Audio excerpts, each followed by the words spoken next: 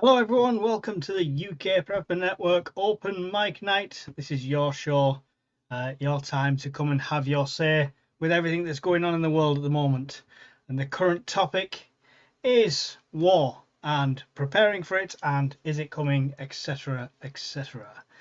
So before I jump on to going through the stuff, I will tell you at some point I may stop, interrupt and bring Trump up if he starts doing his speech, but it's very delayed at the moment, so we don't know what's happening yet.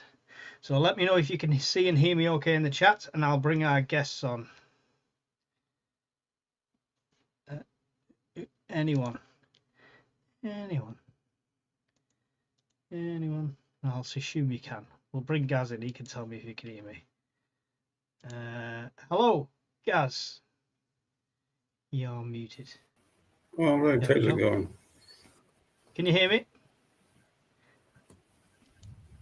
Yeah, I can hear you. Can anyone hear me? Yeah, okay. Hello.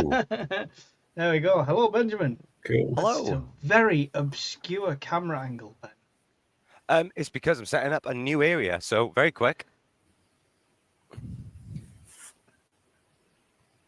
Okay. So That's the cleanest your desk's ever been.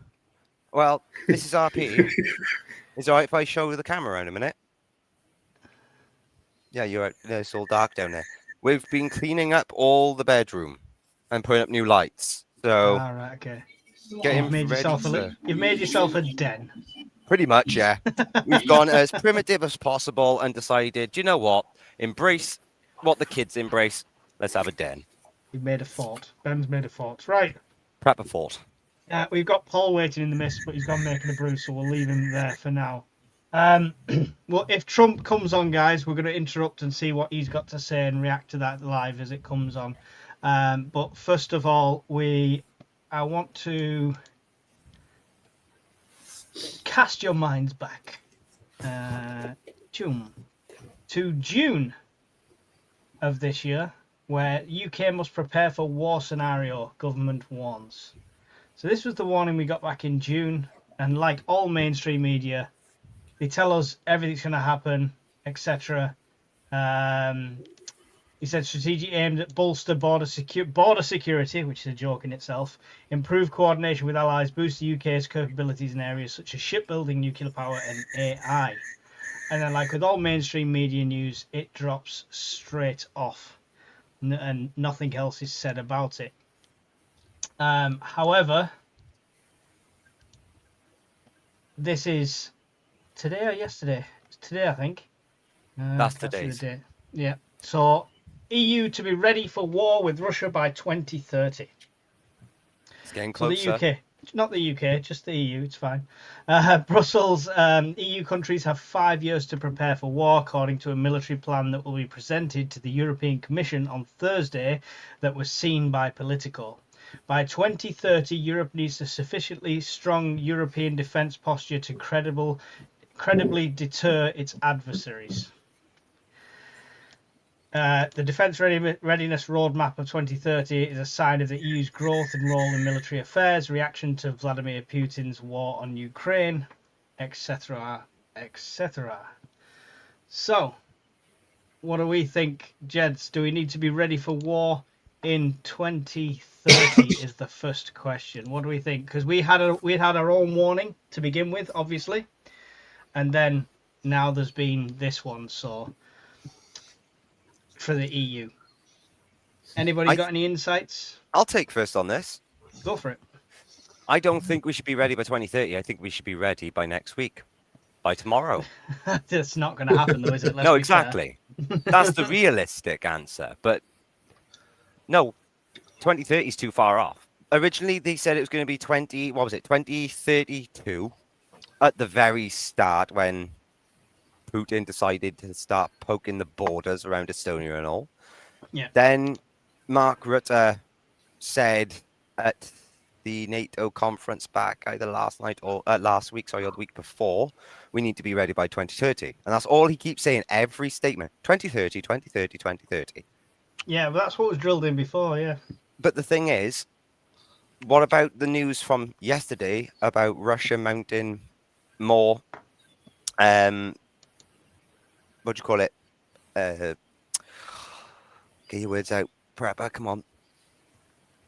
Is it? I think it was Estonia or Finland's borders, but put more troops on the borders again. Yeah. And they've and, stated now that Zelensky has had a word with NATO countries over something that they have heard. So 2030 seems a long stretch. That's, we're only, 2026 going into 2027 soon. I think 2030 would be realistic if it wasn't escalating so fast. One of the things I had to pull up is this, which is National Security Journal. Putin is losing the Ukraine war, so escalation is coming. He's not the man that loses. Yeah, he's the man that, if he is losing, will go bigger, go big, or not go home. Well, look at when the Russians took on, I think it was Kazakhstan or something similar, back in the early stages of the main war in 1940s. They were said to have never given up, never surrender. And we're seeing that now. Happy Little Fox has just put this up. Hungary ready to post. Have you seen the Trump tweets, gents? Yes. Have you seen this? No. No. Where has it gone? It's here somewhere. I have it. Choom. Oh, hang on. Oh, this is no good. Got too many things in the way. 2 seconds. Let me just take off that's it. So I've concluded my telephone conversation with Vladimir Putin of Russia, just in case you didn't know where he's from. It was a very productive one. President Putin congratulated me and the United States on great accomplishments in peace in the Middle East. Blah, blah, blah, blah, blah, blah. He was very appreciative, blah, blah, blah. Conclusion of this call, we agreed that there will be a meeting of our high-level advisors next week. The United States initial meetings will be led by Secretary of State Marco Rubio, together with various people to be designated. A meeting location to be determined. Right. Obviously, he's meeting Zelensky tomorrow. Right. Feel free to have your input on this, guys. My interpretation of that is that call with Putin was Putin going, yes, everything's fine. You're a great president. You're amazing. You're lovely. Don't worry about it. Hey, guy. It's just, it reeks of Saddam from South Park. Oh, yeah. So, productive call, Gaz. Are you reassured? Peace in our time? Wave the I paper. don't think we'll get peace now. Not yet, anyway. Like you say, he's not happy till he's won, eh? Oh, this is it. This is the problem. Paul, you're very quiet down there. Yeah, I'm thinking. Oh, okay. He's got his brew. Now Paul's got his brew. I agree with you, Mike. Yeah, it feels too cartoony. perfect. It's perfect for Trump. He loves that shit. He loves that shit. He loves being sucked up to. So the problem is great. We always hear from the Americans, right, from Trump stating, we're going to step away, then we're going to have a talk, then we're going to step away, then we're going to have a talk. It's the same narrative. It's talk, then it's I'm pissed off, then it's we'll talk again. And it's the same cycle, so it's showing nothing's going to change, and that's why nothing has changed. But actually, no, that is a lie. There's been no more information about the ZAP NPP yet. So everyone's still on eggshells over that. But how successful is it if he didn't say we're going to meet again, where our advisors are going to meet? You know, that's just, it just says tomorrow I'm going to award Tomahawk. Message. Someone's got a message. Sorry, that's my phone. That's telling me my like we don't have to worry about enough things now the Daleks are here.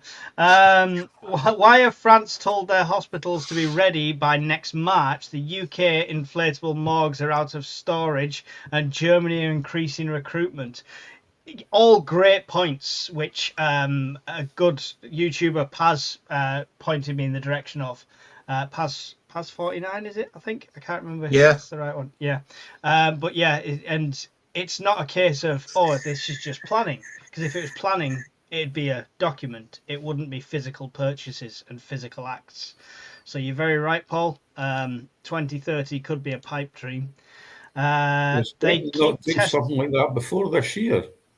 What's that? Was Britain not doing something similar to that this year? Yeah. Setting up in mortuary stuff and all that stuff.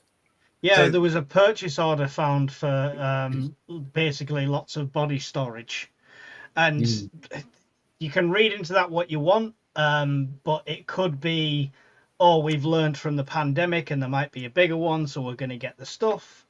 But in my eyes, a government that's trying to fill a £22 billion black hole don't buy stuff like that. They put the plan in place and say, look, we've made a plan. And they buy it when they need it. Yeah. So the fact they bought it, you're right, Gaz. It's alarm bells a bit for me personally. Why does Ben look like his room is set up the same as Dexter when he does someone? Have you met Mrs. RP? There's a reason. But hey, Andy, at least you're not prodding around stating the obvious that it's a messy desk, considering this is messy. I'll forgive you because that's Coke Zero behind you, so it's all right. Oh, don't worry, Coke Zero's not in trying to it. see my house, mate. Actually, I will state this now. That is not Coke Zero. Coke Zero's not in it. What is Okay. it? I'm just using it as a storage bottle, and the only stuff that's in there at the moment That's is... his toilet for his fort, in other Oh, words. don't be funny. What is it? Ugh. Right, it's a bit of normal Robinson's juice. It's his piss. It's his toilet. No, I For don't his need to do farm. that. If I wanted to do that, I'd just go out there. Hungary, this is like Mussolini hosting mediation between Hitler and France and Britain. Clearly a Russian ally. Yep, there you go. I'm just trying to not miss any comments. All calls are productive with Putin, as he will say what others want to hear. Then he does what he wants. Yeah, exactly like it's just an exercise. We're not invading. Why would we need to invade Ukraine? Boom. Was Putin's call a preemptive, like in war games? Get the US on side before doing something. Yeah, well, see, this is that's a really good point, Gatwick Scuba. We saw that in the Sky News war games thing. It's a very good point. But it's not just Putin. Now it's China attacking us and stuff like that. Yeah. Absolutely insane. And obviously we've got Conrad Starmer trying to appease everyone who waves a red flag, like his red flag. But it's not cutting the mustard, and even our own MI5 people know it. Did we see the MI5 guy? I'll show you a little clip of the highlights for anyone that didn't. The China relationship is, by its nature, complex, but MI5's role is not. We detect and deal robustly with activity threatening UK national security. When it comes to China, the UK needs to defend itself resolutely against threats and seize the opportunities that demonstrably serve our nation. Our Five Eyes allies share the same pragmatic approach. The policy choices lie in exactly which lines you draw, which balances you strike. Those choices are for government, informed by expert security advice. Oh, hang on.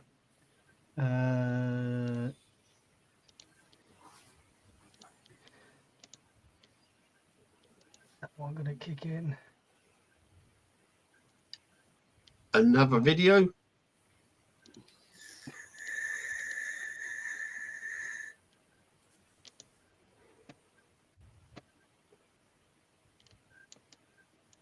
Can you hear it? Nope. No. No. Nope. Bear with me. This is a Trump live speech, I hope. I just turned that off. It wasn't on yet. Share audio tab as well. There we go. And the treatment Bye-bye.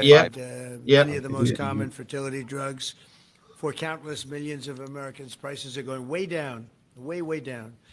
I want to thank Libby Horn, who is the Senior Vice President of Fertility of EMD Serrano. So I want to thank you. Let's see here. That's what I thought. I thought it was you. Thank you, Libby, very much. And let me also thank the Secretary of Health and Human Services, Much Robert F. Kennedy better Jr., standard of whose women in the wife White House than 10 destroyed Downing the Street. people Just on the throwing View it out there. yesterday. I have to say that. She's. I'm not going to ever get into an argument with her. And you've decided, you learned that a long time ago. Right? She did a great job, actually. Secretary of Commerce, Howard Lutnick. Thank you, Howard. Secretary of Labor, Lori Chavez de Rima. Thanks, Lori. Howard, thanks. CMS Administrator, Dr. Mehmet Oz, who's a fantastic guy, and he's done really well. FDA Commissioner Marty McCary. Thank you, Marty. Senator Katie Britt, who got me started with this whole thing when she called up to say there was a bad ruling by a judge, right? We got to do something, sir, and we did it very quickly. Probably in 24 hours it was done. Congressman Richard Hudson, a great guy, and his wife Renee. Richard, hi, Richard. And Advocate Samantha Bush, who's a very respected person. For years, American couples struggling with infertility have faced crushing costs in their quest to start a family, and IVF is among the most expensive treatments of all. A single round of We're on IVF at the moment. I don't think that's quite relevant to the war at the moment. $25,000 can actually Not at the minute, no. and many couples require Right, if multiple I take that off. Going back to Putin's phone call to Trump, Yep. I think he was trying to butter him up, so to speak, to feed into Trump's ego, yeah, to get him to possibly lower his defenses a little bit. So when Putin decides to do something, or China will start something first, and then the US and its allies will be doing on two fronts. See, the thing is he's a businessman, right? I don't blame him at the end of the day, and he's going to take whatever deal's better for America. And if it is something like the Sky News War Games thing, maybe he gives him the green light. You don't know.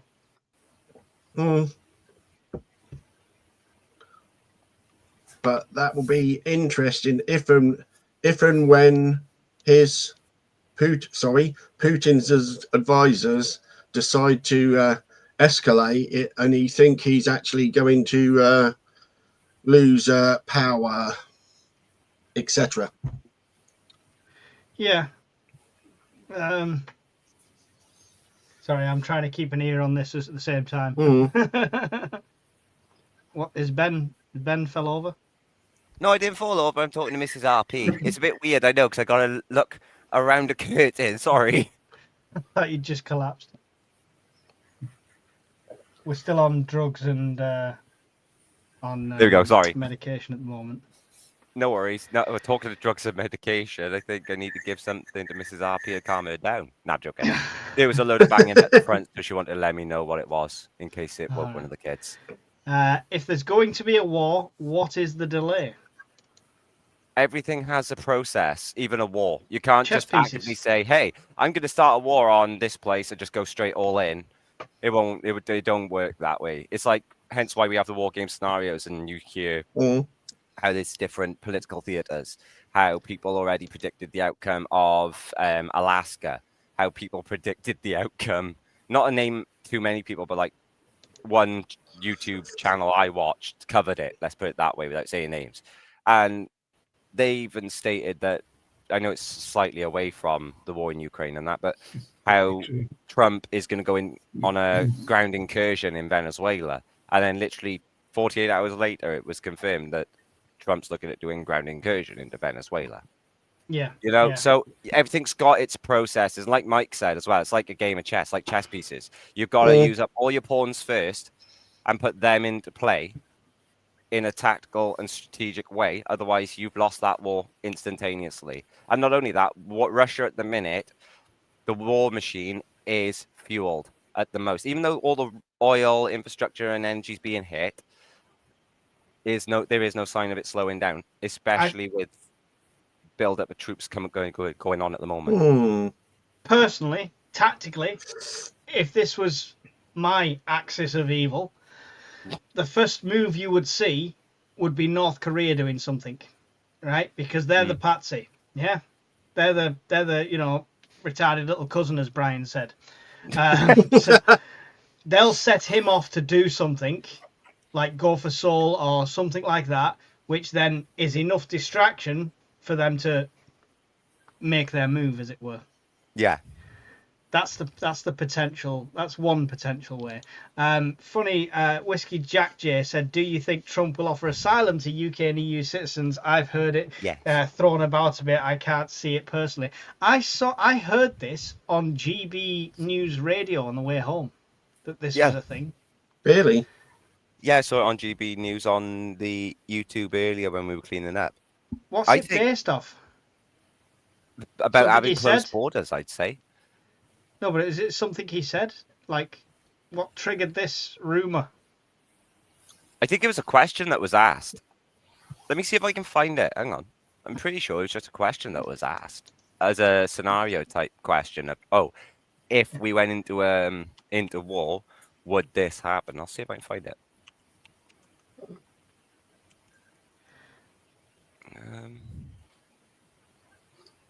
If not, it'll be on Putin it. is not one for escalation, says Benji. I mean, He's he currently... he escalated Ukraine pretty rapidly. Yeah. I mean, I don't know how you can make that statement, to be fair. Sorry to be so blunt about this, Benji, but if that's the case, then why is he currently holding everyone on the the edge of a pin with a nuclear power plant that could potentially go into meltdown if it runs out of diesel? That is pretty escalatory, if you ask me. Yeah, I mean, I probably get what he's saying, that he wouldn't escalate it with USA, another major power like that. But escalating conventional war, I think he's definitely one to how far can I push this? Yeah. I can't see anything on X about it. I don't think China has attacked us, but we certainly have. They are doing it daily. Cyber attacks, constantly. Yeah, they're going after the banks, the infrastructure, the power nodes, you name it, everything, hospitals. Yep, cyber war happens every day now. Yeah, Vodafone got attacked last week, did it not? I'll show you the cyber attacks. I've got the map up, but I'm waiting to see. I can't find it. Can't find what, Ben? The little segment from GB News. I've asked ChatGPT, and this is what it come up. Would UK EU citizens qualify? Given that most UK EU citizens live under democratic governments, blah, blah, blah, blah, blah, human rights, blah, blah, blah, blah, blah. To be granted asylum, they would need to show they are part of a group persecuted by their own government or by non-state actors that the state cannot protect them from, that this persecution is serious enough under the legal definition, and that they have no safe route within their country of origin or nearby. Yeah, well, I mean, ChatGPT is only going off historical data, right? And current state of affairs. It can't say predictive what's... It's like you said before, Mike, ChatGPT is only limited by what we teach it and what it knows already. What it can find. To be honest, if they're making the offer and I'm not rich, I'll say, fine, no problem. I'll go over there and I'll join the US military. That should give me citizenship. So there we go. I seen weeks ago North Korea was offering asylum to British nationals because of our tyrannical government. I did laugh at that one. Fuck that. And isn't it North Korea who very recently showed off their new nuclear warhead? Oh, they're always firing off stuff. Yeah. Question for Ben. What's up? Are you wearing a Bambi t-shirt? Yes, I've nicked the wife's Bambi t-shirt because little RP decided to upchuck on my sniper top, so that's currently in the wash. You're right, the bombardier. He can't find anything on that desk. What's he on about? Oh, mate. That's why Russia always threaten the UK. We're easier target with our government is very weak. This is the problem, right? I have got some of the news articles to go through, but I don't want to miss if he wants to say anything except for Medicare stuff. Mike, if you want, I'll run Trump's live in the background, and I'll let you know if he starts talking about anything other than Medicare. I've got it running. It's just multitasking. You can fit in your wife's clothes. I can fit in my wife's clothes. It's only you that can, Andy. That says more about you than us. And to be fair, Andy, I will say this, mate. If you saw me in proper light in Mrs. RP's top, it buries me. This thing's probably 3 times too big. And that's not saying my wife is big, it's saying I'm too skinny. I've lost too much weight. Put some weight on then. I have to, because the missus is getting on my back about it, saying, look, you've lost a lot of weight. You need to gain it again. Mm. But it's the joys of having kids and running around after kids. You burn it all off. This is a lot of crap, this conference. It's nothing to do with the Putin protocol. I know, I'm sorry. It's because my desk is so messy. It's nothing to do with this Putin. Are you keeping an eye on that, Ben? Yeah, I'm watching it now, Right, just in that's fine. case. I'm gonna remove it from here. No and worries. go back to the actual topic. If it comes on, tell me and I'll get it up quickly. Will do. Sorry guys, completely organised tonight, as you can tell. Yeah. So this is what I found before, which is really cool. And it's not just random animations, it is cyber attacks, different types of cyber attacks. This is not necessarily all state, it could be individuals and stuff like that. Filtered by types of colours, so web attackers are red, you can take that off, you can take everything off. And you've got DDoS attacks. Britain's fucking flashing red. So indeed, every so often you'll see a yellow pop-up sort of thing. See these spikes down here? That's when a DDoS attack happened. Radware.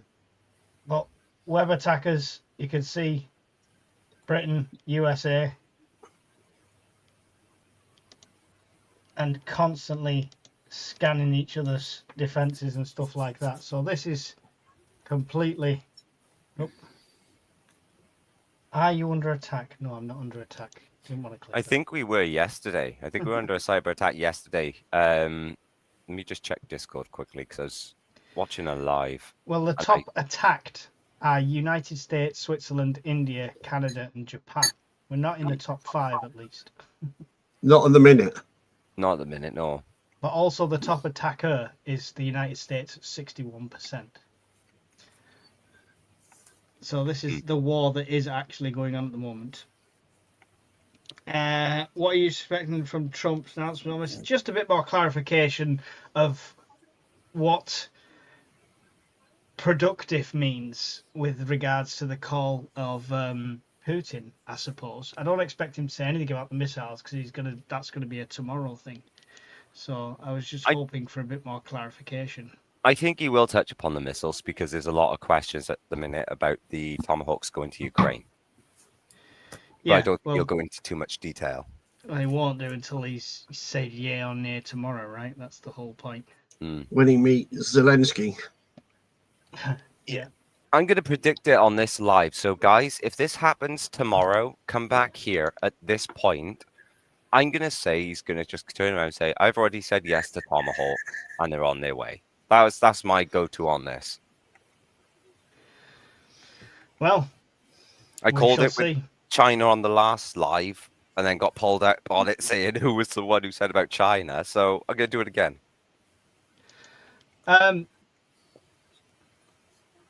We shall see. Sorry. Indeed. There we go. That's better.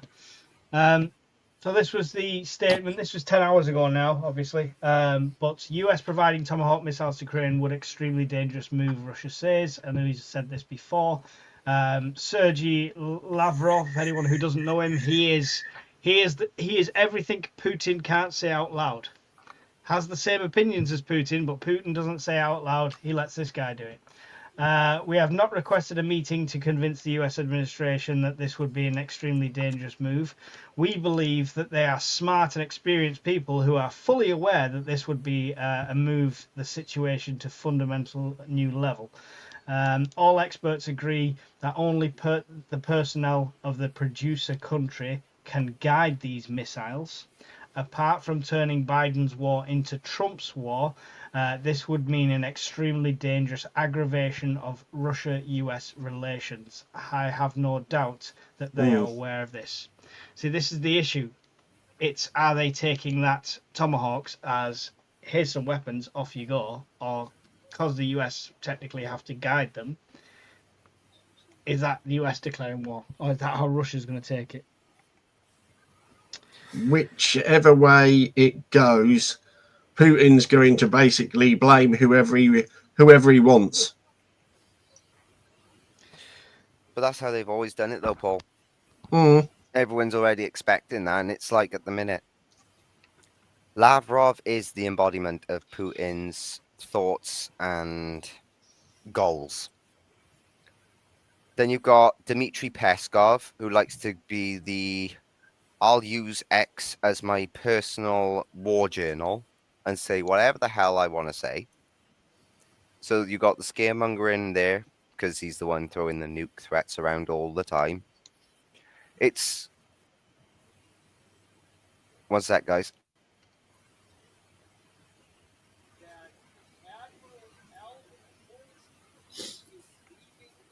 We got... All right, that's not important. Sorry. I was waiting for a pop-up thanks to Trump. That someone got to the stand, but it's to do about Pete Hegseth, Secretary of War. Some admiral has been let go. Who has? Apparently, some admiral from the US has been let go by Pete Hegseth. Hang on. All right, okay. Yeah, that's what I meant by it. I thought it was something important, but it's not. It's just... We've got a lot of cyber attacks from IPs in Amsterdam recently. Yeah, that's what I was trying to find up on the Discord that I was in last night. Yeah. The UK started around government 1 a.m. tells us it's China cyber attacking us. We all know they tell us the truth. Well, the thing is, cyber attacks are happening back and forth all over the place, constantly. China is attacking us. We're attacking China. Yeah? This war's been ongoing for ages. The difference is it individuals or is it state? That's the question at the end of the day. Because it can always be blamed on individuals. I will throw this out and say a substantial portion of these Chinese hacking groups are actually state supported. I have no doubt, but it's got to be officially, if it's any sort of declaration, if it's any sort of actual... Yeah. Everything's the thing with cyber warfare is plausible deniability, right? And they've got plausible deniability all the time with stuff like that. And the IPs in Amsterdam could be... The thing is, we don't know where they're coming from technically. The maps like that are based off like where the IPs are, but they could be dummy IPs. Yeah, I could spoofing. I could DDoS attack one of you guys, and it look like it's coming from Russia. Yeah. Just with so yeah. Bob, hello, welcome, Bob. Hey, Bob. Hey, Bob. Bob, you're more than welcome in. There's a link in the chat if you would like to join. Come on in, Bob. The more the merrier. Excuse me. Come in, Bob. Trump will keep it in limbo. He will send more if needed, but he thinks peace now back on the cards, so he'll wait, buying time. How does he tell that to Zelensky, who's probably sat there rubbing his hands together tonight thinking, oh, we'll get them lovely missiles tomorrow? They stopped making nuclear versions, apparently. Also, if US say they won't supply a nuclear version, Russia took Ukraine's nukes in exchange for peace. Here's a Tomahawk missile. It's not nuclear capable, I promise. There's no way of... Russia has to take the strongest standpoint at that point because they could be. Yeah, They've there's got to always that take. They potential. can't take it as like, oh well, they said they're not, so let's not worry. Let's just carry on as we are. You got to put it into Even if they're mindset. not, they can still travel that fucking far distances, eh? That's can it. get to- You're talking about suddenly putting Putin's home address in the target range. The front line is It no don't longer have the to front be line. nuclear. The capabilities of what they can do is phenomenal. Like. Yeah. Yeah. And the accuracy. Yeah. Is it UK attacking the UK? Is it the UK attacking the UK? Sell their plan of war and control? Could be. Very much could be. I think. I don't think we're that smart. Gatrick Scuba. I don't think this government's that smart anyway. So. Well, if they were, we wouldn't be in a 22 billion black hole. Oh yes, Ben. Did you hear about Rachel Reeves supposedly banning Margaret? Sorry, get it right. Blaming Margaret Thatcher for the great big hole from the miners' strikes in the 80s. Excuse No, me. I didn't hear about that. Was it saying that's the reason that they're But spending the taxes like a are kid going with a up credit again. card? Oh, yeah, But the little taxes are shite. going up again. Okay, yeah, all right. I mean, we She's could do a blaming political Maggie. one. Every Maggie time I do a Thatcher. political video, I lose subscribers. So, Let's change the subject then. well, let's talk prepping. We talked about like the Yeah. potentials and stuff like that Yeah. of war, and I think, I mean, well, let's have a look at the survey really quick that I put up here. 58% of you out of 103 votes think yes, he will give the Tomahawks to Ukraine. 28% of you think no, and 14% of you are on the fence. So I mean that's a majority. So if all them people think that's I mean, we could potentially see an escalation. The escalation I don't think would be a direct attack on the UK, at least not straight away. It would be as it comes across. Other problems in the wider world include Australia having a fuel crisis at the moment as well. Fuel's going to be shut off to countries. Russia's having their own problems, and it's basically going to end up with us in an energy crisis as well, I think. If the China stuff goes through and we have issues with that, they create all the solar panels that we want to go net zero. So that's going to go in the bin as well. We stop drilling, we turn off the plants, we turn off the fossil fuels, and we can't get the solar panels. Can anyone listen? If you listen carefully, you can hear Hawkins and Brian both dancing, Laughing their asses off. But yeah, so what we're talking about with prepping tonight is the knock-on effects and what we need to do and what we need to watch for and what we need to prepare for when it comes to escalation of this war. So I'll start with the big elephant in the room, nuclear. Does anyone here prep for nuclear war? Yes, but only for radiation effects for up to 14 days. For fallout? For fallout only, yeah. So what's your plan of action for fallout then, Ben? Share that with us. Well, if ever in the event we have the nuclear fallout, we all know, like I've said many times in many streams, bug in, stay in, tune in, like the UK would say.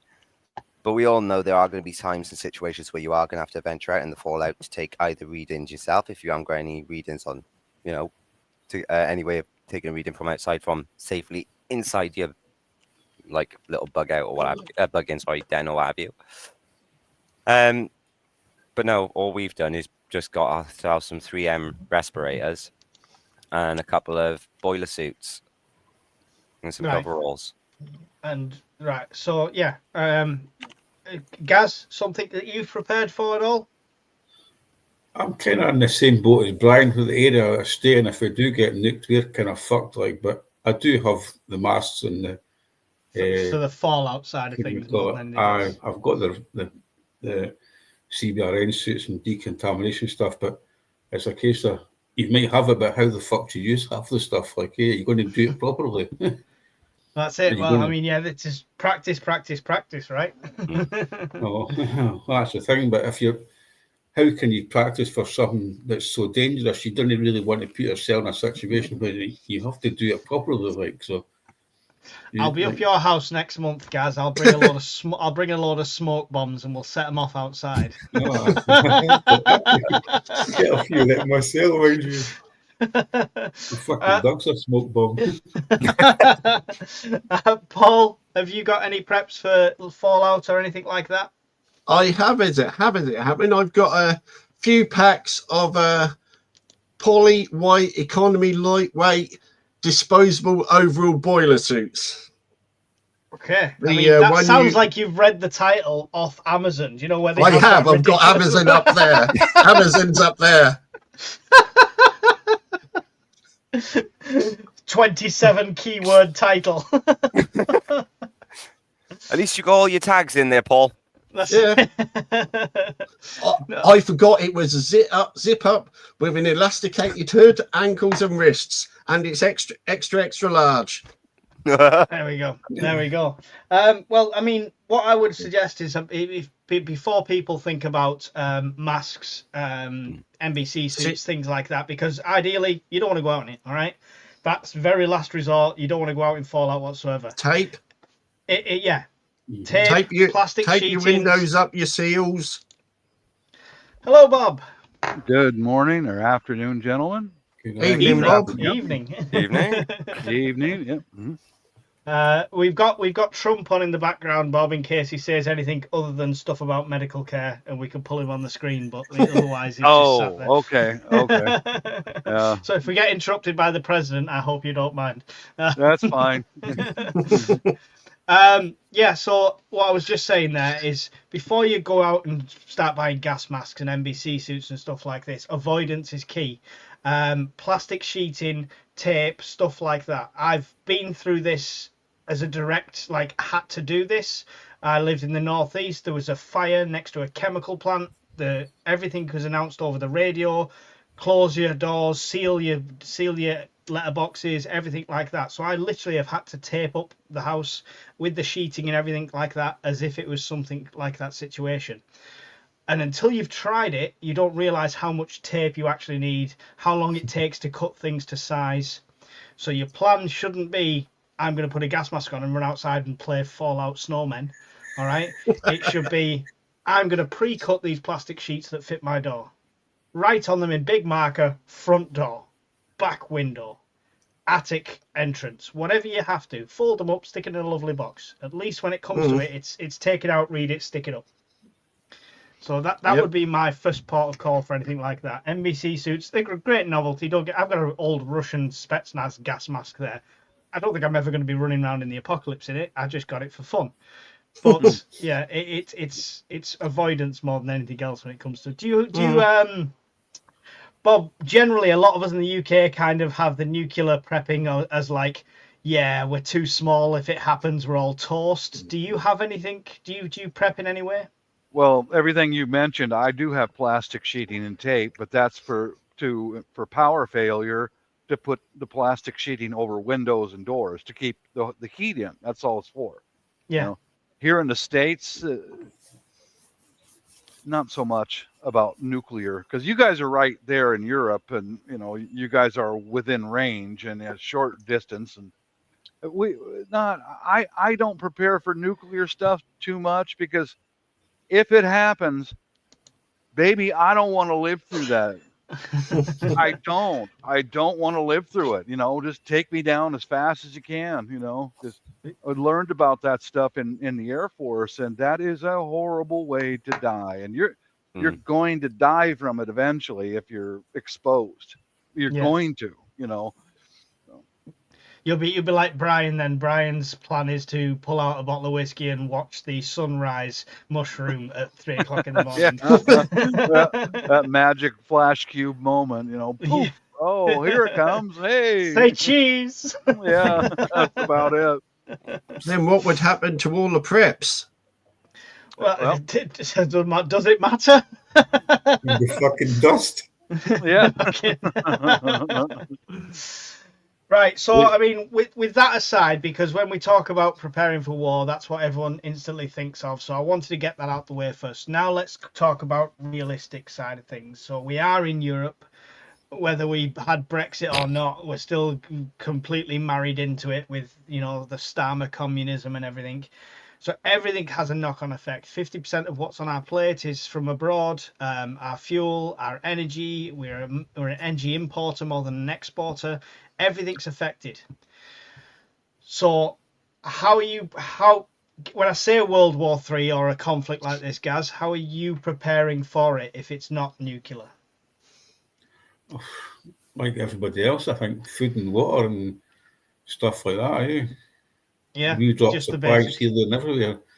I've got more stuff than I could care to imagine. I could rattle off all sorts of stuff that I've bought in the last 2 months. Like, I can blame you and Brian for a few different things, like, but that's fine. I blame Bob for everything I buy. It's fine. I can blame Bob for a few things as well, mind you. But there's loads of things, but it's all experience. You put it down to picking up bits and pieces, and then you pass that on to somebody else, and it's like, well, it comes in handy. Like, what would you advise somebody starting then?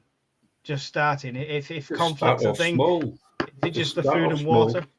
Don't get too engrossed in different things, and just start off like food and water, and just like easy stuff you can pass up, or stuff that you can move in and storage, basically store easy enough here. Yeah. I mean, it all comes down to that core of prepping, right? What you need to stay alive. Ben, sorry. Oh, that's when you go. Ben, trapped in an apartment block with something like that going on, food shortages, people outside, stuff like that. What considerations have you got for bugging in and, I suppose, restocking when you need to? Like I normally say on most, I better look over this way actually. Hello. No, like I say on most lives, at the end of the day, when you're stuck in a situation where if you have to and there is no option, you have to go out, make sure your family is safe.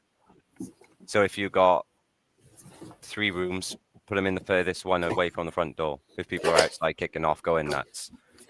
If you've got a little, I don't know what the actual term is, as stupid as it sounds, but I call it a peephole in your door. If you've got one of those, use it, check around as best you can. Obviously, you can't see all the way up, all the way down, but just evaluate before you proceed. You've got plenty of food and you don't really need to make that trip out. Don't. Yeah. I agree.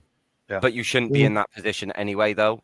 I know it sounds a bit daft to say that and easy as a prepper to say that. We all know this, but you shouldn't really need to be in that situation. If you're just starting out being a prepper and you've got nothing and you're short-handed, you're doing it wrong. You're either rushing out and buying all the expensive kit, or if you haven't got the money, you're doing what you can. But like Mike and all would say, prep a little bit each time you go shopping. Just top up your pantry, and you can avoid a situation like that in the event of somebody causing a riot outside your apartment door, or there's a group of people having a massive fight over the last piece of toilet roll. Yeah, well, we're in a just-in-time system here. I'm pretty sure a lot of places are the same in America, Bob, now, where it's JIT. It was like, what, 3 days at the most before shelves were becoming empty during the cough jag time. It's so if 50% of our stuff on the shelves is being imported, that suddenly stops. How long do you think it's going to take before we have a form of rationing in place? Anyone? Oh, 24 hours. Yeah, I was going to agree with Paul on that. Do you think our government is that responsive? Only because if you think about it in the short term, they got to think about their families as well and want them to know. And word will get around like a game of Chinese whispers. And 24 hours, a lot can happen. Like the old saying goes, anything can happen in 24 hours. I agree with Paul on it. I mean, I think that's what we've got to think about more than anything. Probably is not like hiding in the house and civil unrest, but the fact people are going to start to become hungry, right? How many people live just off what they buy that day for tea and stuff like that? A lot. That way. Many people live that way. Yeah. But those will be the more dangerous people than any form of government. yeah, Is your neighbors, the guy right down the damn street who's got nothing. mhm. Those are going to be more dangerous than anybody else. The guy right down the street. Yeah, and that would take us on to defence, which we can't talk about in the UK. Not unless you want to go to prison. Like, can I interject for a second and blame me for something else? Like, Yeah, go for it. I had to purchase one of these. Like, you might. Yes. That's Oh, the, Yes, that's the rubber bullet Water gun. 50 mil one. It's a paintball gun. Good. Yeah. Good deal. Uh-huh. Gaz is a paintball enthusiast, and Gaz, you're a bastard. It's been in my shopping basket for ages, but not that one. A slightly different one. How much was that paintballing the other one thing? as well on the Discord page. I'll have to have that one. very quick There's- question. There's a Snow Peak one. Sorry, there's a Snow Peak one that looks a bit more futurist. Looks almost like a Blade Runner one. Yeah. But for something you should never do in this country whatsoever, and I don't recommend anything, disclaimer across the bottom, etc. There's an American guy who took it from the 16 joules by literally opening up the gas valve, taking this thing out, putting it in to nearly doubling that. Oh. And at 16 joules, I've seen what that does. If you go and see the painted prepper, he got shot with one, and That the would bruising was there fucking for weeks. So if you double that power, that's a less than lethal, but probably is lethal form of defense. Peeling into the skin, that would be. Yeah. I think one of the less lethal things been considering for about a year now is a normal paintball gun. Just you know how hard those things hit, because those would drive somebody right off your front porch, man. You keep pounding them with those, you know, the ones with a big hopper on the top. But I don't know if you can have those in the UK or not. We can, Yes, we can. Yeah. Get them. Do it. Get one We've of those got a things. couple. Yeah. Yeah. Like do it. says that painted prepper guy, that if they hit you in the ribs, they would probably break a rib. Like, Oh, Yeah. easily. Yeah, the thing is Depending on range. the paint side of it as well is its own deterrent. Even if it's not somebody coming, if it's a car coming to you, a couple of paintballs on the windscreen, they ain't seeing very well and stuff like that, you know. So Right. Very quick. I'll give you the Sorry to example. The example where I got the idea of the paint gun was we got ADT home security set up here, and a lady technician came out and set it all up for us and did all the work.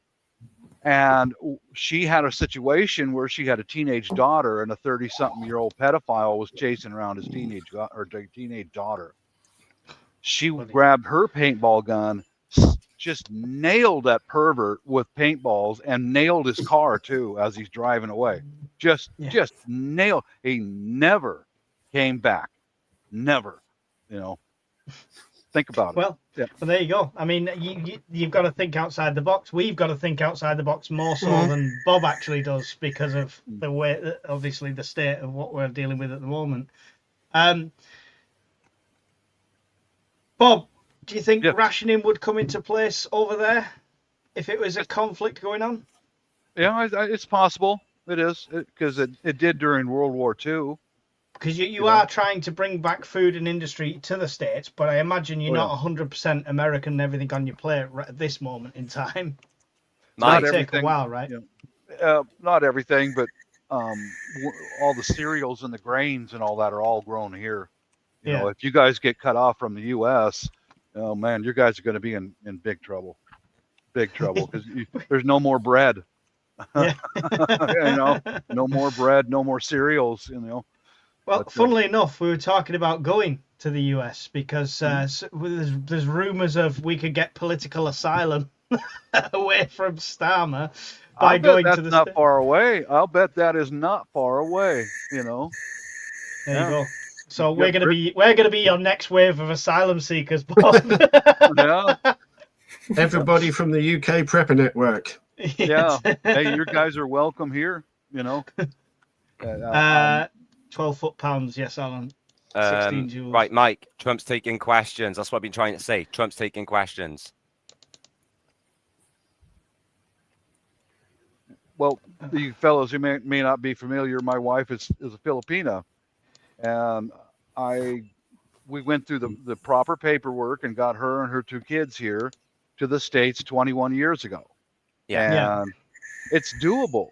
If we could do the whole paperwork and all the process, anybody can do it. It Yeah. takes longer than run across the Rio Grande or run out of Canada into the U.S., but it's worth it. Once you get here and go through the process, which is not hard to do, you're welcome in. Yeah. Yeah, I mean it's looking more and more appealing. Did you hear that North Korea's offered any Britain's political asylum as well? If we want to escape a tyrannical government, we can go to North Korea. No, I wouldn't recommend. No, we're taking in South Africans right now, Yeah. for political asylum. Yeah, you can do it. Just follow the paperwork and There do we it the go. right way. If it carries on the way it is, I don't think we'll have much choice. I mean, it's an open. I don't want to keep going around in circles asking you questions, guys. It's an open discussion about anything to do with prepping for war and the knock-on effects for war. So if you want to speak anything, I'll try and find questions in the chat as well. By all means, just jump in. Well, What would the excuse be for carrying a paintball gun? You go play paintball. Yeah. I took There mine you down the river today. It was empty. Yeah, anyone can join. I've got airsoft guns because I play airsoft. I've had black powder and shotguns because I used to be a reenactor. Paintball guns are for paintballing. We're not recommending they're for anything else, and we definitely don't recommend you carry them. Yeah. yeah. They live in your house or when you go to an event. So Yep. That's all I'll say. There's a lot of things like that. You just want to keep it in your home. Yeah. Yeah. Don't take the chance of going out. I've got something down here that I made myself. Okay. I can do welding and machining, and I'm in a little machine shop in my garage, and this is something that I made for my own self-protection. It is illegal outside of the house. It's made much like a knuckle duster. It'll put a hole right into somebody, but this doesn't leave the house. That's purely for getting the milk out of coconuts. That's what that's for. Oh, that's all it's for opening cans of Budweiser. Yeah. Yeah, that's it. Pop.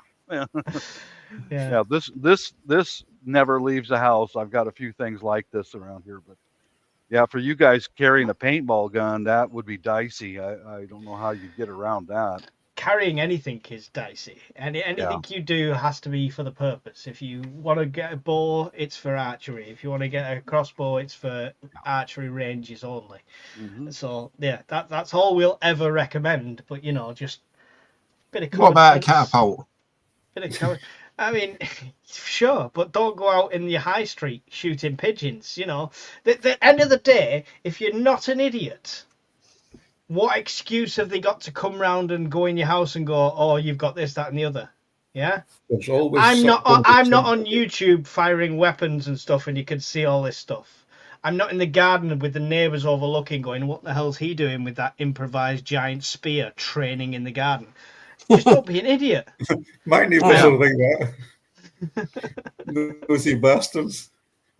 Yeah, but as long as they could be nosy, as long as they're not nosy and then report you and all this. But it is, at the end of the day, it's just a don't be an idiot kind of law, right? I agree. I mean, there's people in this country, I have no doubt, that have relics from World War II. But they've never left the house, they've never left the loft and stuff like that. So they won't ever leave the loft. So they're not known about. Yeah, we have amnesties for a reason when people hand in knives and zombie knives and stuff like that. Do you think we're completely clear of all them things?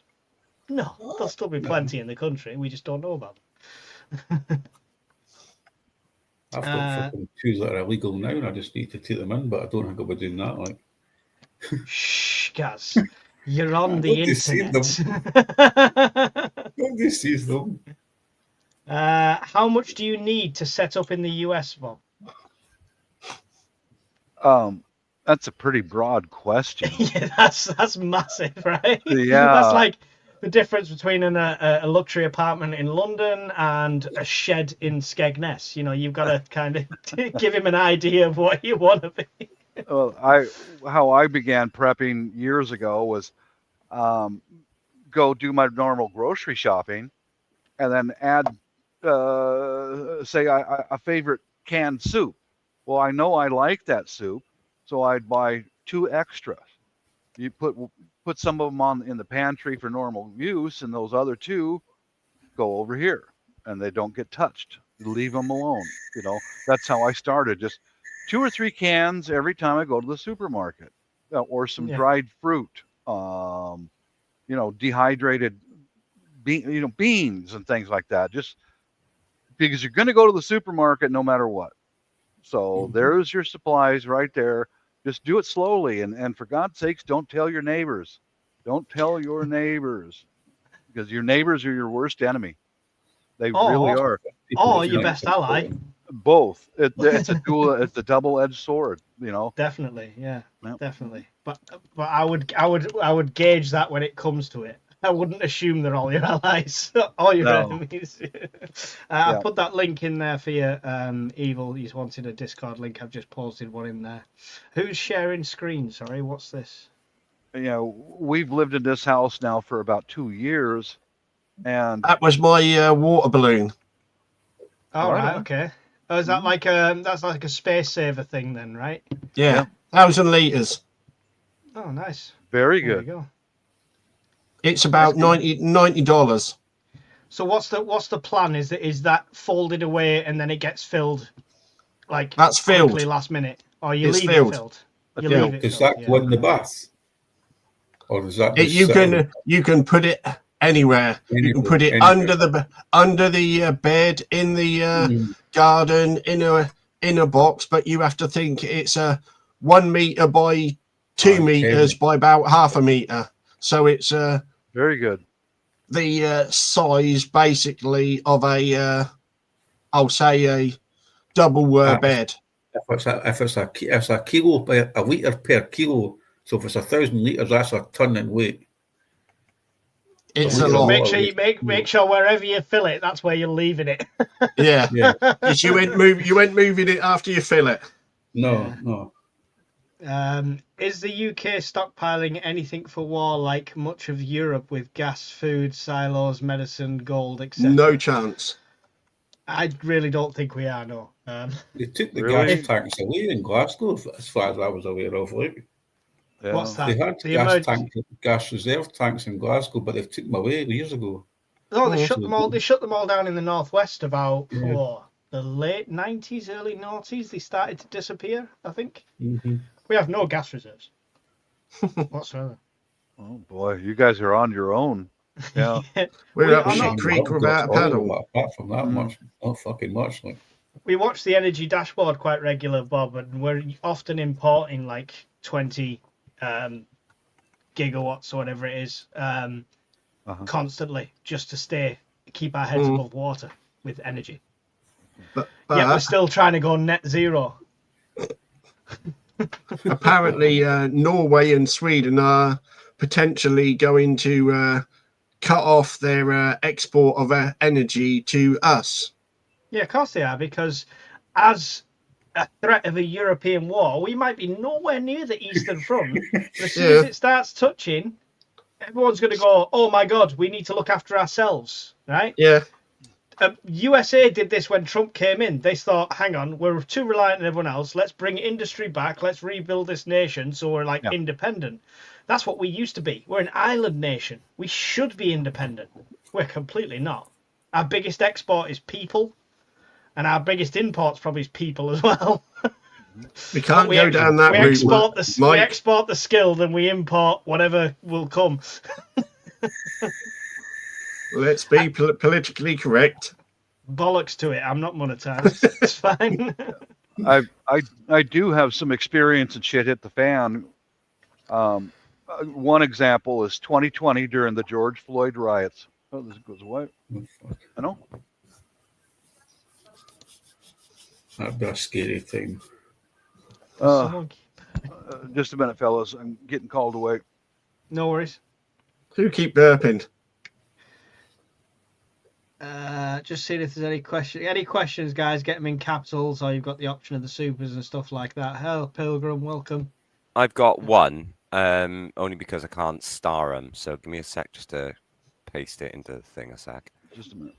I think There was if I one remember from the name, it was Chronicles. I think it was Nikki. Question: if you seal up your house, how long before you need to circulate fresh air?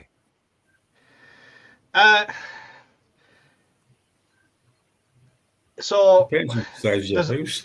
it depends. Like I say, if you live in a rabbit hutch, or if you live in a tiny one-bedroom studio apartment, that's going to be a lot quicker. But generally, you're going to be all right for the time you need to stay in there.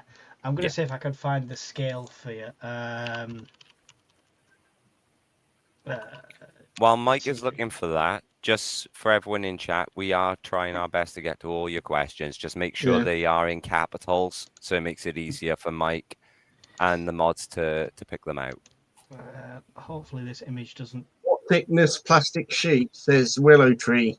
I would say a couple of mil, 2-3 mil. What would you We say, only got Mike? 2 mils. So I've got like in 2 mils, like massive.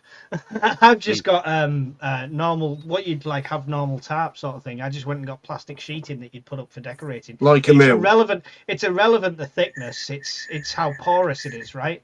So just don't get sheets with lots of and it's going over glass, so it's only a barrier for that. The thicker the better, obviously, for fallout, because the more distance you put between you and potential fallout is good. But that's why you go to the center of your home, like a refuge area, so you're further away from the walls and windows. So the thicker the better, but I don't think it really matters too much when it comes to sealing out nasties, as long as it's not porous in any way. Can you stop sharing your screen, please, Paul? Because it won't let me throw this up until you stop that. And the only way I can get rid There you go, done. from the studio. Done. Sorry so about that. with the question of how long to stay inside and stuff like that, and if you need to circulate air, I just wanted to pull this up. So this is your dose, radiation dose and stuff like that. And this is how dramatically it falls. This is what people don't realize. When it's something like Chernobyl, it's a different situation, right? That's a long, different kind of situation, kind of radiation leak. With any sort of nuclear blast, even if it's fallout from a distance, it's an order of magnitude that it drops by. And across the bottom, we have days. So when you get to the 14-day mark, covered up, being sensible, stuff like that, you can get out and do what you need to do. By the time... no, sorry, that's hours, sorry, not even days. 14 hours after, 48 hours after, you're down to 10 rads. I would, if you stay in for 2 weeks, so 14 days is what I say, that's why it threw me. After that, you should be fine. It literally, that's how quickly it drops by. Don't think you've got to, if there's a singular nuclear blast, you've got to stay in your house for 90 days with 90 days worth of food. What you have got to watch is if ash does drop or any fallout does drop, contaminant won't be in the air after that length of time, but it will be on surfaces. So if you go out, don't be then running your hands and going playing on the park and going down the slide. It's not a good idea, all right?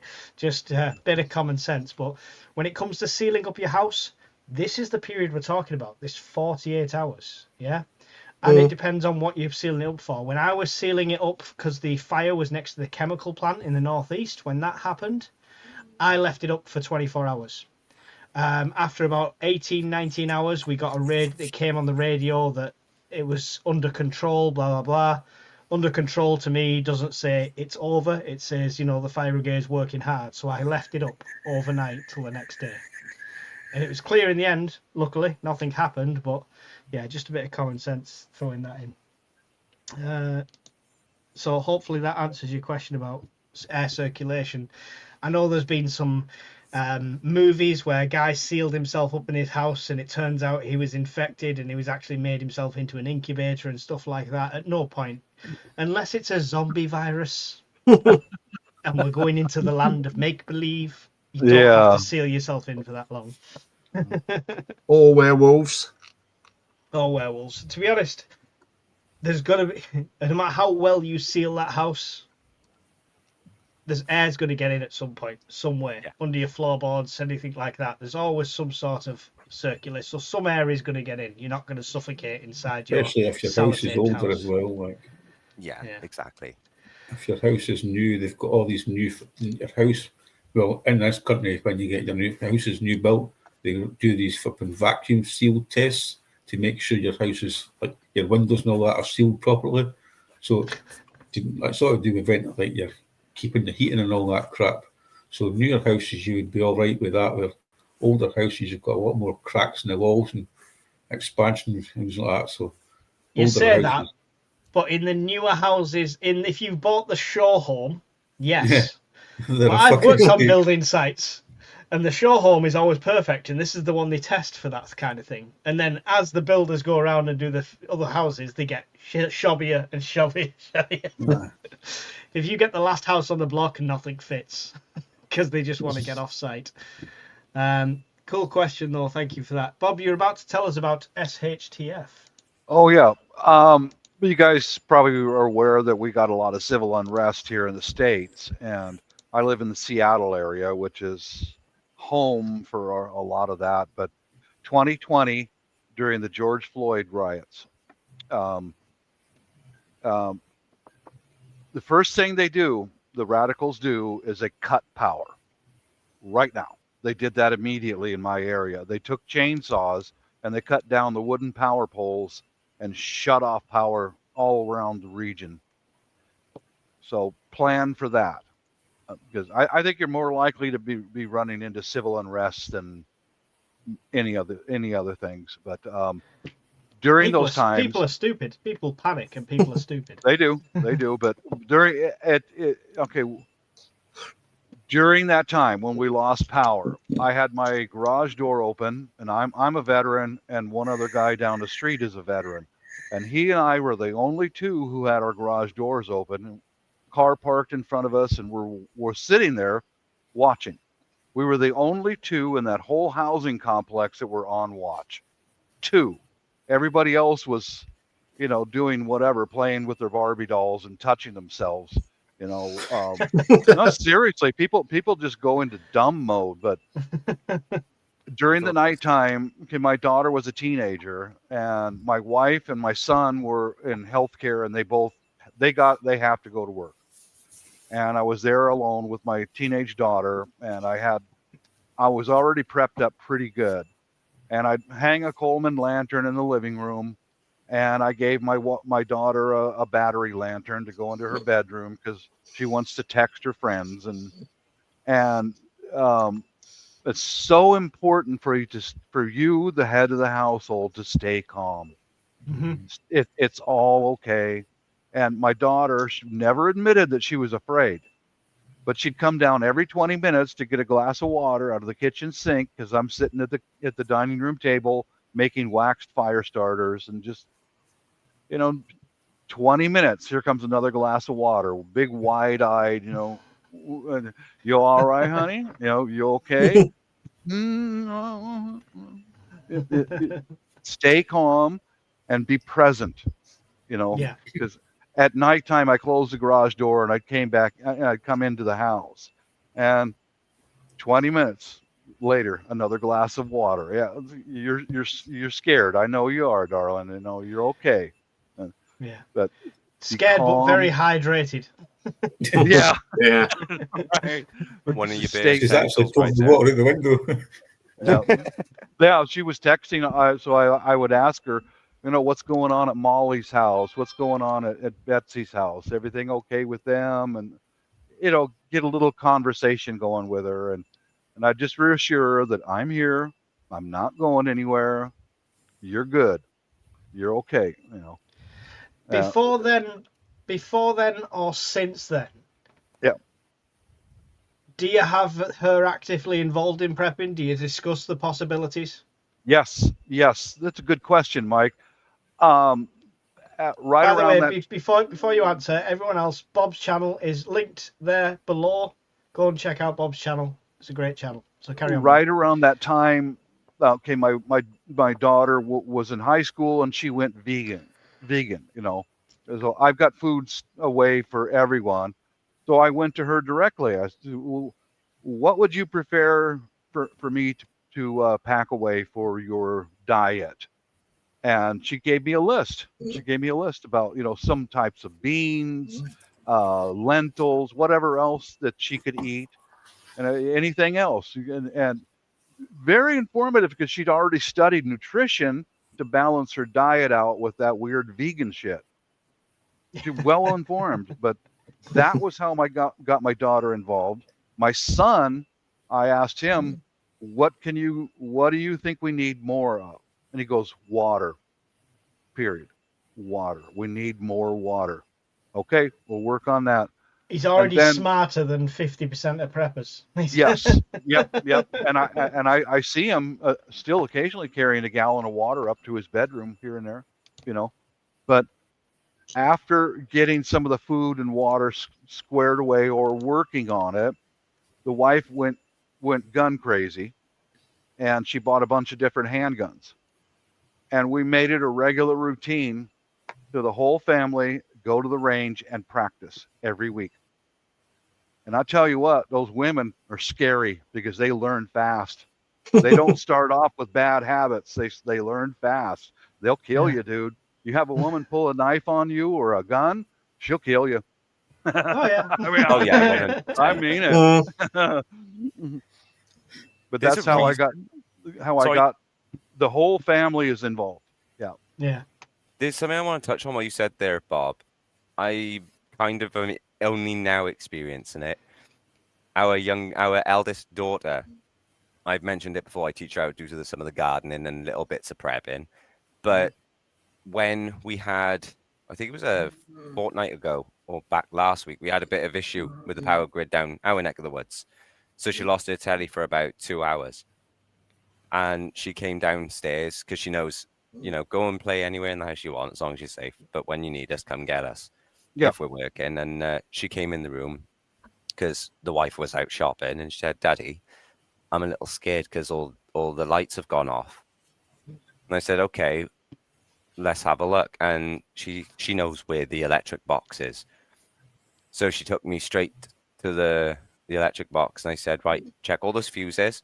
And she looked at every single one and she went, "They're all on." I said, "Right. So it's nothing to do with our house. So what do we do?" And then straight away, straight in the kitchen, got one of the wind-up torches. We only got her a little one because with her little hands and arms, she can't exactly hand crank a proper, good, decent hand crank torch. But no, she got that and was hand cranking it. And I said, "Right, how do you remember all this? Because I've only taught you this once." And she looked me dead in the face and went, "Because without my mummy and daddy, I've got to look after my brother and sister." Yeah. I said, "Exactly, and that's a lot of responsibility for a 5-year-old. I said, "But we don't expect you to do that now, do we?" And she looked, and no, it's only in case of really bad emergencies. She knows how to use the mobile. She knows how to ring emergency services.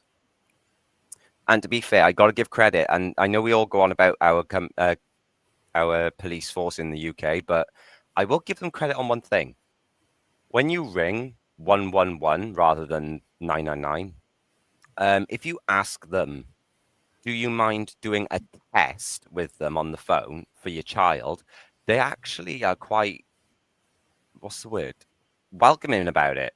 They're like, yeah, what is it you're trying to do? And I said, "Well, it's so my daughter or my son can understand when you ring this number, this is what they will say, and this is how you would say, oh, my mummy or my daddy, etc." This is going to put me on a rant, Ben, because this is the shit we used to learn in schools. But now they've took over with gender studies and how to identify as a penguin, and that a will is not a real thing. You can stick one on and off. Because of all that bullshit, we no longer get fire safety 999, what to do in emergencies. That's all pushed aside, so you can all be PC. Yeah. Sorry. I'd recommend, especially you guys in the UK, you're limited on what weapons you can have. Take a shovel handle. This is a proper baton I bought secondhand, but a shovel handle. Cut it down to about the length from your elbow to the tip of your finger, right in there. And you can even get your family involved in it. In the living room, put your checking hand up here and strike. And come back and strike. And when you strike, teach your kids or your wife to make that cutting sound through the air. Whoosh, whoosh. whoosh, you can do it as a family. It's Filipino arnis. It's a stick fighting, you Yeah. know. And I tell you guys, if you run into someone who knows what they're doing with a stick, you're going to get hurt really bad, really fast. There you go. Here's one right there. I teach my daughter how to. Mhm. Yep. Even though it's made fun, I teach Does her how this to count? spin. That Oh can- hell yeah! But no, I taught her. She loves Star Wars, so I taught her how to do some of the Jedi Very good. hand twirls, basically, as they call Don't them. let her twirl it though, because that's where she gets disarmed at that very moment. Well, that's the thing. Tight I grip. said, I've Never said let go. that, but I was explaining to her because she has trouble with holding it. She's too stiff in her forearm and in her wrist. And I said to her, practice doing some Star Wars moves because you love Star Wars, and you'll get quite loose and relaxed doing so. Mhm. Yep. I said, but while you're doing it, keep thinking, I got to keep a grip. And remember, I'm practicing. So I do similar to what Bob is saying. And guys, it does work. And the kids, especially if you theme it to something that they enjoy. I mean, kids love Paw Patrol. Definitely. So make it a Paw Patrol scenario. Oh, Marshall and Here, Chase we're need help. beating Ryder to death because he's an annoying little twerp. Oh dear. Guardian. Hey, Guardian. Let's Okay. make us squares. You ready? There we go. Zhoosh, look at that. There we go. Good evening, panel. Good to I'm see you, gonna Bob. move the Good. display. Hey, Guardian. Mate. Thanks for having Hey. me up, Mark. How you doing, Guardian? I'm good. Just sorry, it's a little bit dark on my camera's end at the moment, but yeah, it's just It's all right. Um, makes you look more mysterious for the Yeah, audience. get your family together and do it in synchronize, almost like dance moves with a stick. Boom, boom, and practice. But look up some videos here on YouTube. YouTube, it's the University of YouTube. Look up Yeah. Arnis, ARNIS, or Kali Eskrima, Filipino martial arts, and learn how to use a stick. And baby, I tell you what, this will really ruin your day. I'm gonna have a look in the area because I'm in quite an urban area. It's very multicultural. I wonder if there's any actual schools for stuff like that. That would be It's cool even to hard know. to find over here, but my wife's a black belt and she taught me stick and knife, so I had an advantage. That's brave marrying a black belt, Bob. That is brave. Yeah. No, she's Mate, very look for calm. some hazel trees and get some hazel. Mhm. Hazel. Get some nice bits of hazel. Yeah, that's nice and straight. It's hard as Yep. well. All Or right. Okay. a shovel handle. Cut off a piece of a shovel handle, a junk shovel handle, and just that's hickory. That's not going to break. I was going to say, pretty much like anywhere, it's such a diverse item that you can find like in so many different places. So there's always one available, and if you learn to master them, like absolutely, very, very good capability. Yeah, and that's the key. What you said, learning to master anything like that. Skill. We've always said skills over stuff. At any point, you could be separated from all the stuff you've accumulated, and you might think that paintball gun, crossbow, whatever you've decided to prep is wonderful and that's all you need. But if it's not to hand, there's always something long. Just Yeah. in reference, always keep it close to hand. Always keep something close to Yeah. hand. Uh, It's out of reach of the kids. It's kept safe. It's way out of reach.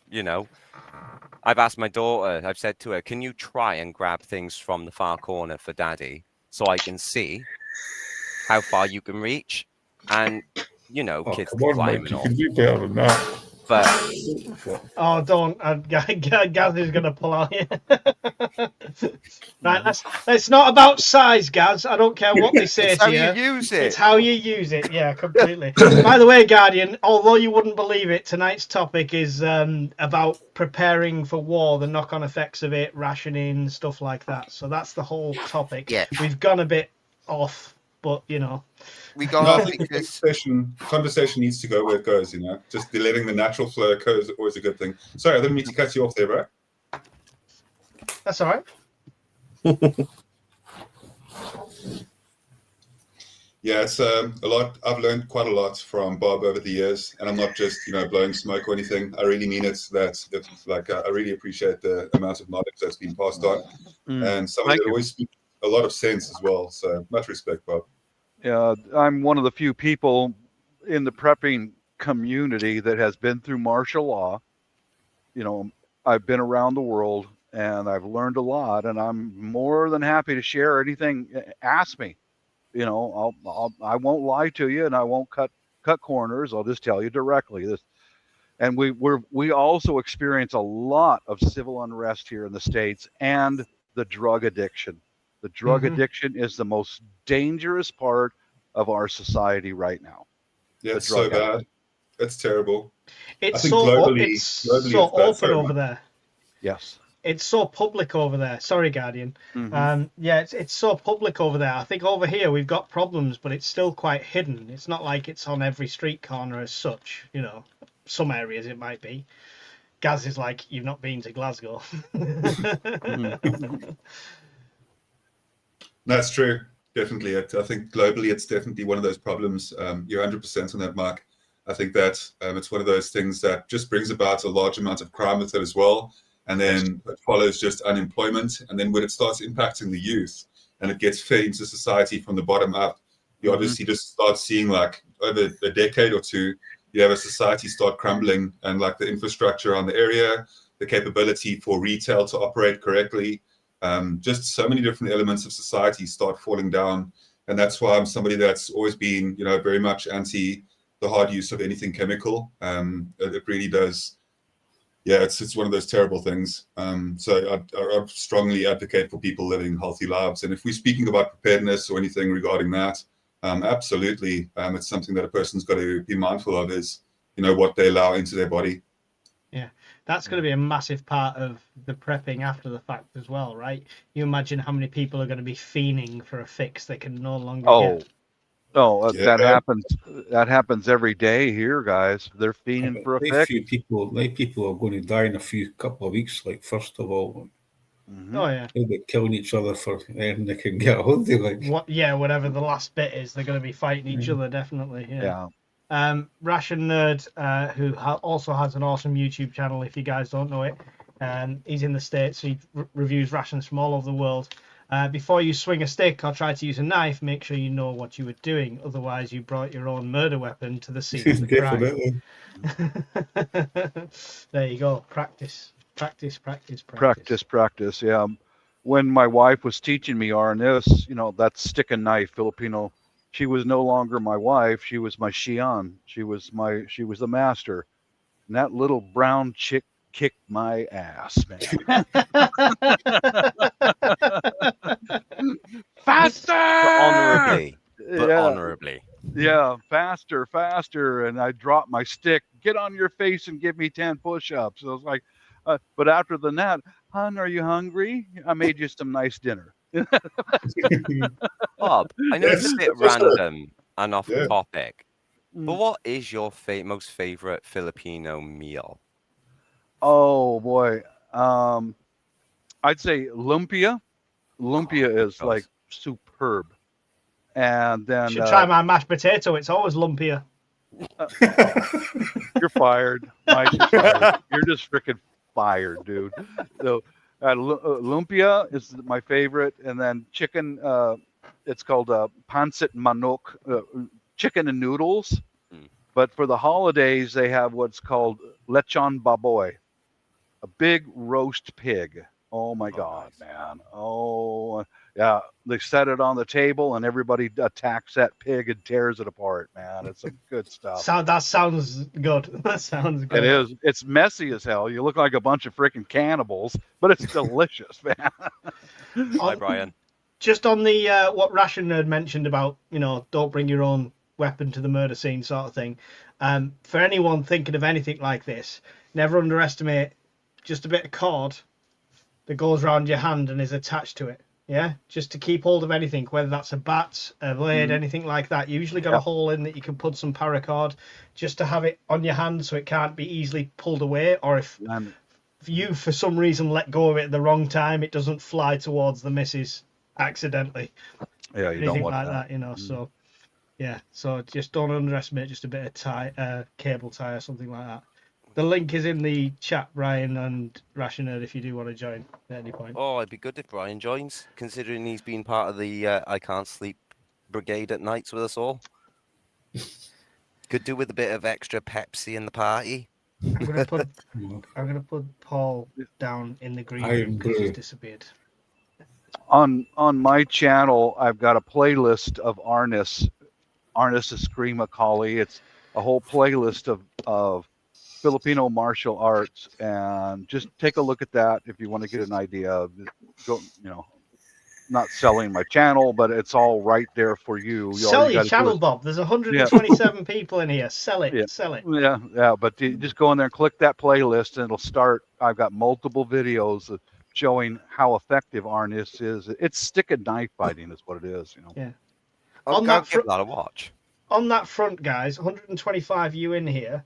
All these guys give up their time generously to come and chat, talk about preps, answer any questions you've got, and they're all giving up their time. So if you can check it out, Norfolk Prepper UK has a channel, Guardian Prepping has a channel, Bob 924 has a channel, and Ben Renegade Preppers has a channel. Gaz, you're not got a channel, have you? It's just Gaz. It's I just do, Gaz. but I don't.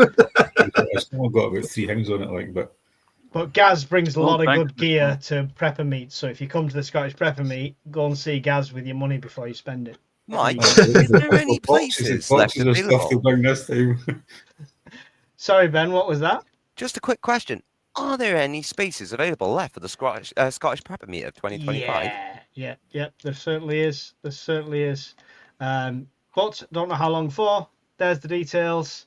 Had an That's absolute blast last time. Ask anyone who went to it. I don't think there's anybody that went to it that's not going again. So that should give you the review you need. But yeah, it's awesome, and we get to talk about the things that YouTube don't like us talking about in person. Yeah, which is great for meetups. yeah, you can exchange good ideas in person that you can't do online. Yeah, very good. And very it's child friendly as well, because I took my son the last time. Like, Yeah, he wasn't happy though after about a day and a half in the rain though, was he? because he had missed his Xbox, that was the reason, I think. Like, Yeah, but the rain did put him off. Like, we've picked a better time of year, guys. We've picked August this time. We're playing the odds a bit better. Last time we had 4 seasons in 3 days in Scotland. It was like sideways rain, straight down rain, practically hail, then sun. It was awesome. It was a bit of everything, but a good way to test your kit. Question. Guardian and Bob, if you guys can get the flight, I'll sub you. I'll give you the ticket for nothing if you want to come. Hell, Bob, we'll even put you up over here if you need it. Thanks for the offer. I appreciate that. Yeah. He's like, no, I'm not going to your totalitarian communist nation. Sorry, guys. Oh, I've been to worse places. I've been to Britain several times, so I'm pretty familiar. Yeah, I've been to worse places. Rather that gold or silver, what would you prep for trading in SHTF? Comfort foods. water, chocolate. Foods is a good one. Cigarettes. Chocolate. Cigarettes. That's a good one. Cigarettes are a good one, Bob. Cigarettes are a great one, Bob, but I haven't got the discipline to stock them. I've used these to buy my way out of more than one situation in the Philippines. If someone sketchy approaches me and I can't get them to leave me alone, hand them 2 cigarettes and turn around and walk. 2 cigarettes will buy you out of trouble, guys. Trust me. Mm-hmm. Definitely, because that's a good bridge breaker, a bridge maker as well. If you offer somebody a cigarette, like. It shows that you're harmless. Respect to you, but I must go.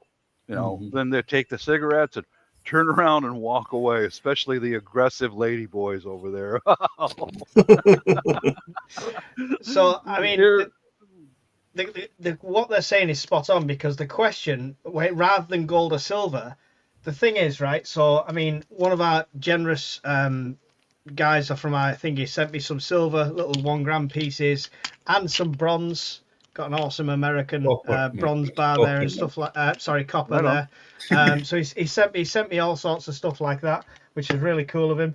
But Bob, yes, I'll give you 10 pieces of silver for that last can of beans you've got. Well, you're not going to do it, are you? You're not going to do it. No, because how many bits of silver I offer you?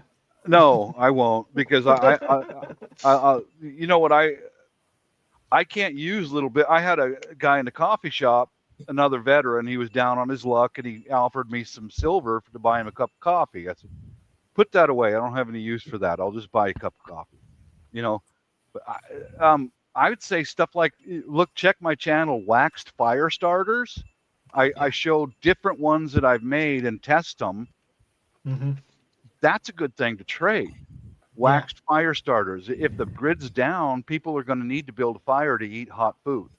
So, Definitely. and especially like up in Scotland and northern England where it rains like crazy, you got wet firewood, man. Make up some wax fire Funny you starters. mention that, because if you can find fat wood, that's a good thing you could trade as fat wood, because that's natural oils in the wood. If you know how to find it and harvest it and stuff, and then split it up for other people. If you find if you find a pine forest, you're going to find it. It's just a case of look for it. You know what to look for. Yeah. One I want to mention, it's not me, okay? Monkey Wrench, one of my friends who has a channel as well. When we were talking about tradable commodities, he came on the podcast. He come up with some great ideas that I hadn't thought of. I stock all the medical supplies like you do for your family and stuff, but he stocks extra of diarrhea tablets and anti-diarrhea tablets. Something to make you go and something to stop you go, because if somebody is absolutely in a pinch, that could mean life or death for them if it stops them going. And the other tradable commodity he has was these. So little USB sticks. You can buy them dirt cheap. If you go to any sort of shows like I go to for companies and businesses, they give them away, right? Doesn't have to be massive. And he fills them with music. And in SHTF, that little slice of normality that you can trade with someone. You put one in for the way porn. You had to go there, didn't you? Typical Gaz. So, like, here's another thing. That's a good commodity. You can buy them, and I don't have very much of this stuff, but little tubes of toothpaste. Little tubes of toothpaste and deodorant and perfume. Little bottles of perfume. That's a good, because people are not going to be so hygienic when there's no hot water, and you're still going to have a stinky, sweaty armpits. So hey. So that's always a good one, as like I think to some degree as well. Like even if it's just a small amount of it, just something that's a bit of a difference. And I mean, self-care items, hygiene items like that are really important. There's also a couple of soaps that you can get that are really long-lasting, that are actually like very hardened soaps. And if you keep that soap out of water, obviously, and if you keep it dry after use, it lasts for a much, much longer time as well, because it never softens. And then you can also find soaps. Go for it, Mark. Just keep it going. I need to grab something. All right, you're good. No stress at all. So a lot of those soaps that you get as well, that are designed for cleaning clothing, actually last a lot longer as well. And then they're also usually antibacterial. So for the most part, you can get away with having a bar of soap like that over a much longer period. And then not only that, but I think that when it comes to, it's a brilliant question posed by the chat as well. And I think that when it comes down to trading items, so I've always believed in community preparedness, absolutely. And I've advocated this from the beginning of, like what I do for the last, I'd say, half a decade. Even since I got into prepping, I've always understood that society is built around community. And if you can provide people with the capacity to lean on other people with various amounts of skills. So basically what you're trading is the capability to be part of a number. And as soon as you start engaging it with people in the present day, before SHTF occurs, so that you can get familiar with the people within your region, so that you can become a lot better on better terms. And Bob will state this as well. It's something that I always preach and advocate for. When you start to actually get numbers of people with different various skills, those are that's essentially something that you can be trading as well in times like that. And you provide the security and protection of groups in numbers, because I've always said that you're going to need, you can go out in a small group, a couple of people, several people for a nice, week long to 2 week hike. And that's fantastic. But you start, as soon as it gets past that 2 week to 3 week period, you're going to start definitely experiencing your lack of utility and diversification through the amount of people that you've got and the skills that they bring to the table. So when it comes to a trade skill as well, it's absolutely something that I'll always advocate for, is community preparedness and knowledge through the numbers and diversity of different people that have various skills that can add to your group. So yeah, it's about trading that. that really is a good question. Thanks for posing that in the chat. Also, trade your skills. Teach your skills to other people.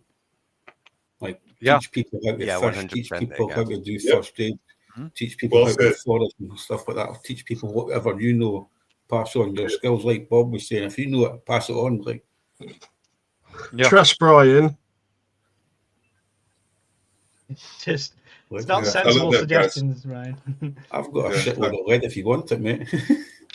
Yeah, gas is 100% as well. And specifically, as soon as you get things stabilized as well, you get your basics covered, you can start, you'll have like a bit of extra time as well, surprisingly. You'll see a lot of the time in survival situations, survival is obviously paramount, but as soon as you get past that and you start understanding that there is going to be like time to be able to assist others to learn the skills and trade them, it's 100% guys. Eventually what you have is a whole bunch of people that have those fundamental survival skills, passing them around and learning from one another, which is also a good time sink to make sure that boredom doesn't get the best of you, because boredom actually becomes something. So That's it. Oh yeah, and entertainment's an often overlooked prep as well. Yeah, when we lost power in 2020, like I said, I was at the kitchen table making waxed fire starters. I'm present, and I already had the supplies ready and available to make them, and I set them aside. And when we lost power, it made me present right there inside the house, and I'm doing something useful, because boredom, that's dangerous, man. Idle hands are the devil's workshop, man. Yeah. Yep. I was trying to say another, but I couldn't think of the words. Like, Yep. Melt and pour soap base is great for making a trading soap. There you go. I was trying to go and grab the soap that I picked up the other day for people in the UK, but it's been at one place for the last week, and today it's gone. So she's moved it somewhere. So the mysteries of woman. But it's a coal-based soap from Home Bargains in the UK, 5-pack, 99p, solid. It lasts forever. It's like antibacterial properties. Anyone with a skin condition, it's good for them as well.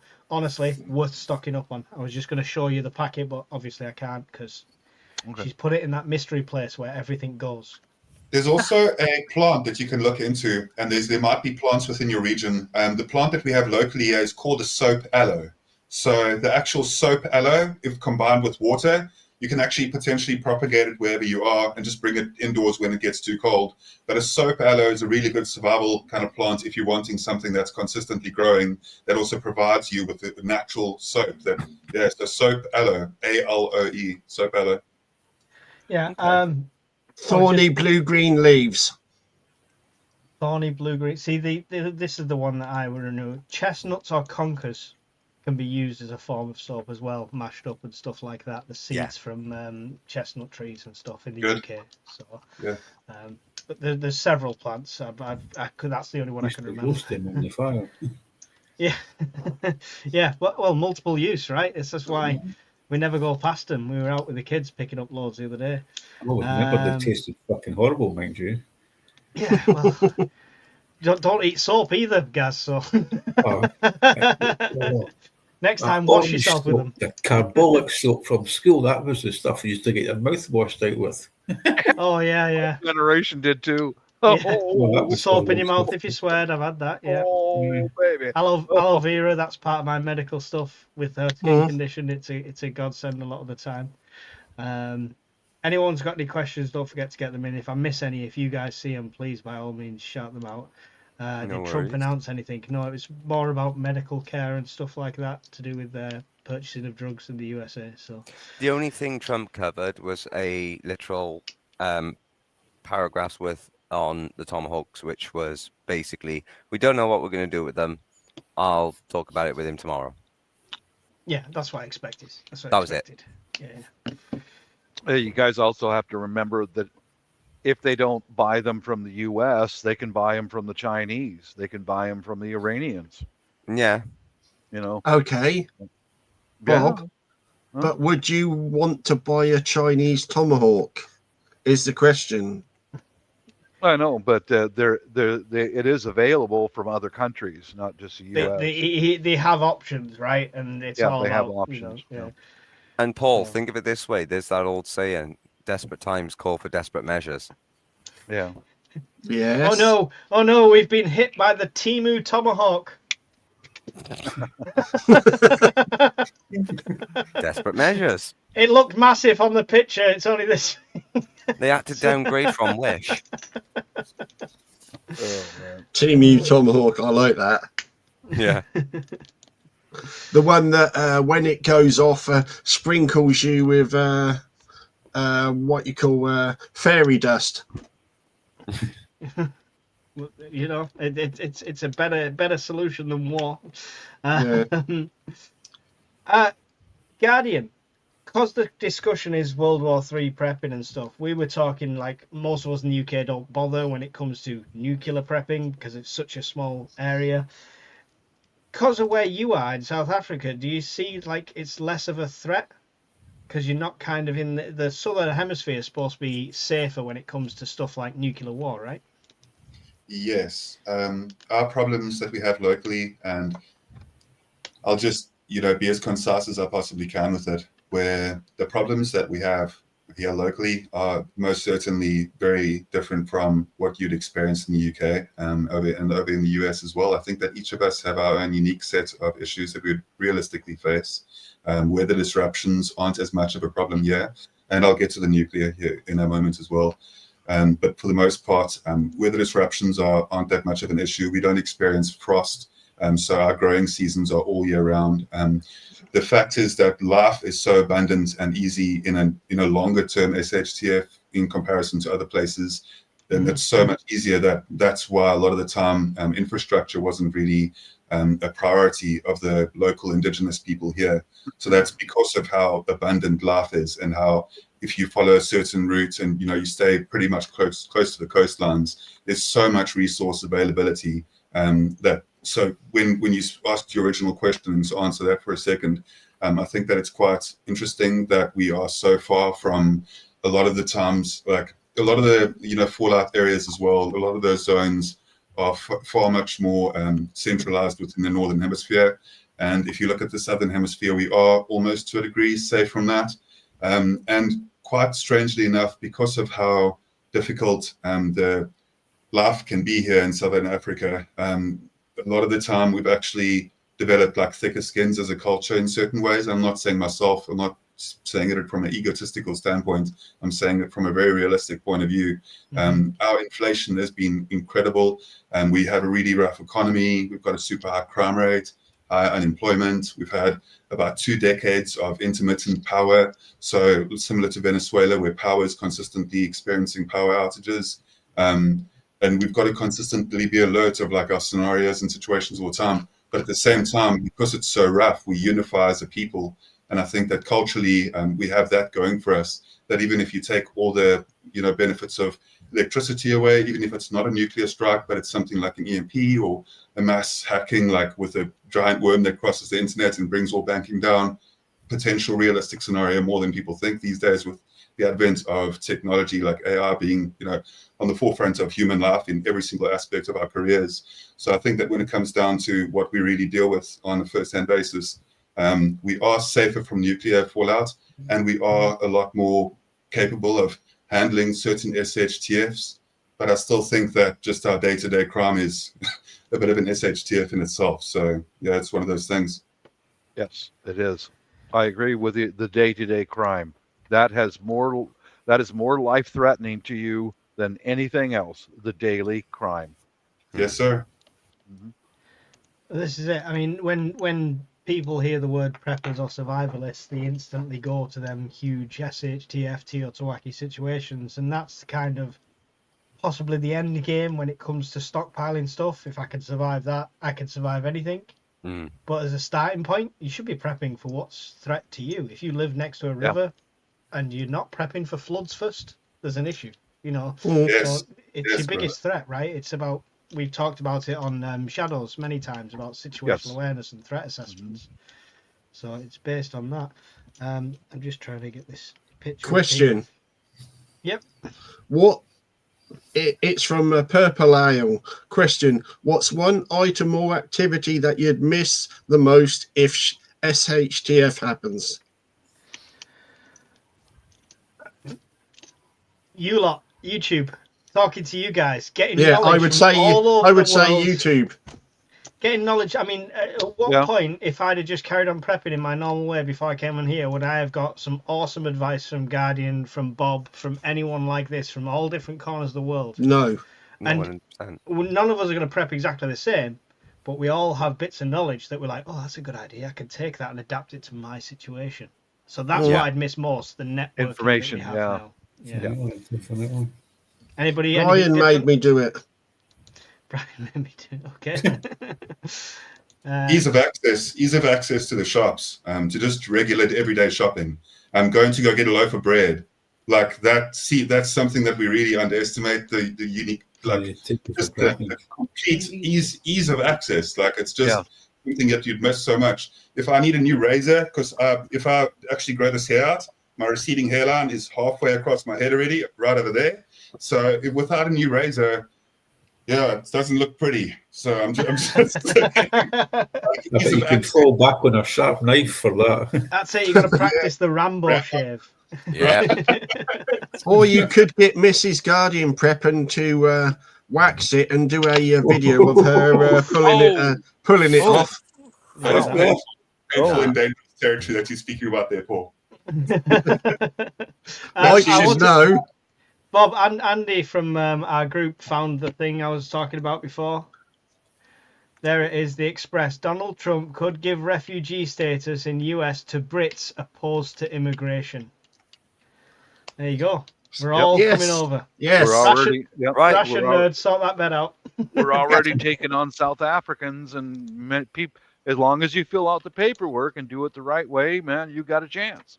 You know, pay I your know Thank fee. you, Russian Nerd. Just gifted Follow the 5 process. memberships to the channel. Really appreciate Nice. that. Thank you very much. Yeah. Follow the process. That's how I got my wife here 21 years ago. So I'll be Is in there a Follow touch. the costume? process. Everyone sat in Calais at the moment. Just listen to Bob's advice. Follow the process. Follow Yeah. the process. Yeah. Coal tar soap was what I was on about. Thank you, Caroline. Appreciate the heads up there. Rector Paratus says, if the UK was plunged into war footing, what do you think would capitulate first, policing or power? Power. I assume power, we're talking about energy, like electricity and stuff like that. If he means like what would give up first, what would It would be the power grid. Yeah. Oh, definitely. Policing will go for a while. The thing is, in SHTF, we all, everyone here, I could safely say, probably most of the chat, would be assessing it from day one. Everyone else would be like, yeah, I'll be back to normal next week. Yeah, I'll be back to normal next week. It'll be back to normal tomorrow. It'll be fine. I'm still going to get paid into the bank at the end of the month. I'm still going to do everything normal. They would be naive for so long that the police would carry on going to work every day for quite a while until they realised it was going to not come back. And they weren't going to get paid. Yeah. yeah, you look at the recent events, like in the Ukraine. What was the first thing that went down? Power grid. Yeah. Just like when the Antifa and the Black Lives Matter came to my region, first thing that went, power. They cut the electrical power right away. You know. Yeah, they've got power cuts in Ukraine tonight, I believe, as well, to do with this power plant that's on the verge of going under. So, yeah, it's scary. Oh, and do you think the Trojan frogman would seize the opportunity to capitalise on either failing? I don't know.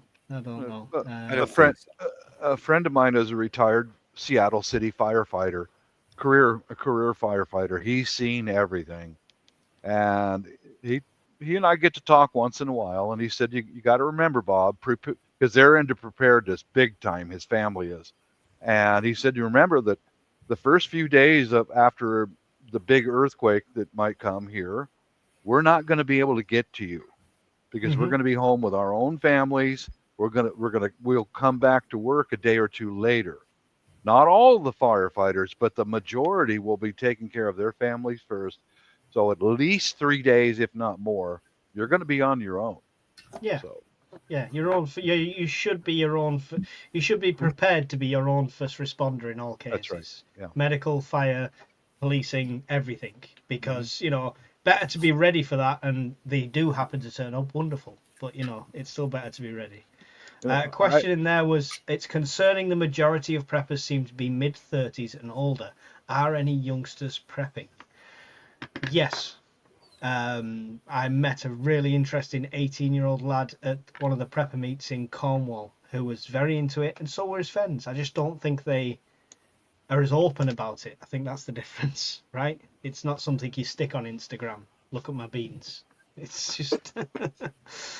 and I suppose kids of preppers as well. Bob, does your kids tuck it on board? Yes. Yeah. Yeah. My son especially. Yeah. Mm-hmm. Very much. Yeah.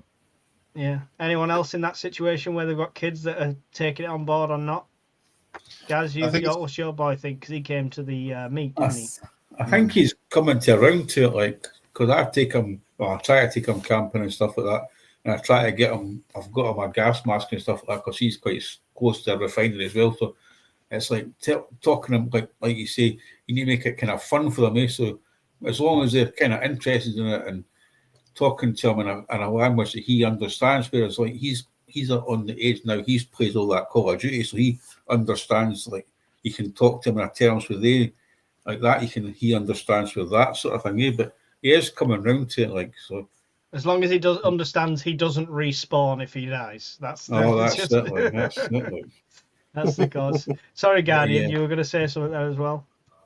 No, it's actually it's actually remarkably good that he's playing Call of Duty. Surprisingly, I'm not much of a gamer these days myself, but I definitely was in my younger years, through my early and mid 20s. Back, you guys, some of you might be familiar with that with the MMO game World of Warcraft. I was quite a big fan of that internationally while it was at its biggest hype. Lost years of my life to this, Guardian. I lost years of my life to that game. Still actively playing. Yeah, there's definitely benefits. There's even those studies that come out where surgeons who actually are gamers in games as well, similar to Call of Duty as well, first-person shooters and that can actually increase your capability to, with your reflexes and just your way of thinking as well strategically. So I don't think it's all bad for people that are training as well in any way to have a bit of gaming time. It keeps you mentally acute as well, so that's a really good thing. And quite surprisingly, the social impact that it'll have when it comes to speaking to anybody, no matter who they are, because gaming, you don't really judge a person at all because you're speaking to just another person on the other side, right? So you can speak to all sorts of people without having like this kind of facade or this kind of concern about what are they thinking about you physically or something. It's about you and who you are in that game, whatever the game may be, and being able to interact with others. So I'm definitely an advocate for people being able to do that, and also keeps them off the streets compared to like people that could be doing way worse things. They're sitting there in like in a place, busy communicating with others, busy learning skills. Yeah, obviously just should be encouraging balance, but as you say as well, he's interested in the balance aspect. So yeah, good on you for having like the mentality and the understanding when it comes to that. Yeah, I need you to go back 20 years, Guardian, and say all that to my mum so she doesn't nag me about gaming. Mike, I think I can join you in that field as well. Yeah. Trini Weenie kind of has a follow-on from this. Do you think prepping should be taught in school and college? Yes. Now, I kind of just touched on this, that we used to learn a lot more practical skills. I mean, there's still home economics and sewing and woodwork and stuff. All these are skills that are transferable in SHTF, but prepping is a thing. What do you guys think? They could capitalize on it because they did something similar from a school I was in my last years. They were doing countryside and environmental studies as a BTEC level 3, and you would do that from years 7 through to year 11. And that touched on a lot to do with prepping. It was all about foraging, wetlands, places you could go, what mushrooms you could eat, what ones were poisonous. It taught everything pretty much to do with agricultural, the plantations of forestry. It covered a lot of the things we cover. The only thing it didn't really cover was self-reliance in a sense. So they could capitalize on it. They've already got that framework in place in schools. It's the same with Is it? chemistry. I'll be devil's advocate here. Would it be counterintuitive though to include something like that in a curriculum when you are a government that wants its people depending on them? No, because everyone still needs to be able to rely on themselves if ever there's a situation where the government or the police or anyone can't get to you. You can never stop preparing because you never know what the outcome of any eventualities will be. No, And you're speaking about it from our point of view. What I'm saying is, from the government's perspective, they don't want us prepping, right? No, of course they don't. So why would they introduce it into a curriculum? Yeah, that's true. And I mean, they haven't taken any notice about the brick card, and look how many signatures that is. There's proof of that in the sense, not bring up brick card, but in comparison wise. Yeah, we still have scouts and beavers and stuff over here. What I mean, Bob and Guardian, curious to know what your schooling systems are like, if they have anything like that. Bob, go first. Been a long time since I was in school, guys. I'm a boomer. I'm old, but you had kids, right? Did you pay attention at parents' evening? Yeah. They a lot of the schools in my region sold out to the gender study bullshit rather than teaching them how to home canning food or home economics. They dropped those classes and they went right into, be dependent because the government will save you, and preppers are evil because they're hoarders. That was, and then my daughter and son would come home from school, and here's dad, who's a prepper, so is mom, and go, you wouldn't believe what kind of BS they're teaching us in school. Oh, at least they had the nous to know that was BS straight away then. Right away. I'll give you one example is a bunch of the radicals. No, this is in high school when my daughter was in high school. A bunch of the radicals who've been radicalized by their university-trained teachers held a day off for protest in front of the school. So the radical students went out there with the radical teachers, stop gun violence, get rid of guns. And my daughter came home a little bit early. I said, hello, darling, what's up? She goes, I'm home early because they forced us out of a day of school to participate in this, radical agenda. Well, what did you and your friends do? We went to a coffee shop and had coffee because I'm not part of that shit. That's shocking that they can get away with. They did to that extreme. Yeah, they only did that once. I think the school system shut that bullshit down right away. These are students. I bet a few parents did as well. They did, yeah. But yeah, not all the kids are brainwashed. A lot of them aren't. Yeah, I think that's a good thing, Bob. It's a good thing that people have got that ability to share their skills as well with one another. It helps a lot. And then I think more, hey, World Survivalist, good to see you. That's a top class gent right there. I hope Alan pops up at some point as well. It'd be really cool. I don't know how much longer I might have though, but what I will say quickly, as a kind of just a leading point, I will say that for the most part, when it comes down to here locally, it's quite interesting to see that the youth are very much, pushed towards the capability to be self-reliant and to have some sort of a survivalist type of mentality. The reason why is because a lot of the different cultures, so for example, the Afrikaans and the Boer, Afrikaans people have got their like a voortrekkers, which is like an Afrikaans and a Dutch style of scouting. So that teaches them a lot of the time to do like a scouting level of, woodland, whether it be bushcrafting or self-reliant survival skills, fire, like orienteering, pretty much everything that covers outdoor wilderness survival skills. And then the scouts, of course, are pretty large here as well in the country. There's good large amounts of scouting movement, of course, with the head of scouting as well over there by you guys in the UK. So we do follow some of the same scouting as well. Like myself being English born, I'm more originated from the UK. If you look back into my heritage and my bloodline, I basically guess. So we still have that strong element of scouts, taking that quite quite seriously as well. I taught scouts for quite some time as well on my end. And then just for the most part, when it comes to that, I think that, yeah, it is pushed to the general public so that the youth are more inclined to take a level of self-reliance upon themselves, which is really good. God. Yes. So that's, no, speak up if you want, just one moment quickly. Just say that. No, say it loudly. No one wants to hear from me. No, I was just saying, like here in South Africa as well, we have like the Xhosa culture specifically. The young boys, when they reach like a certain age, they have to go through like a rite of passage where they have to basically go into the bush and survive for like, if I'm not mistaken, I think it's 3 weeks, and then they get like circumcised out there in the bush, and then they have to like survive, and they have to sell all their things, and it's to become like, a man. yeah, and that's how they become a man in their culture, and that's very prevalent in South Africa.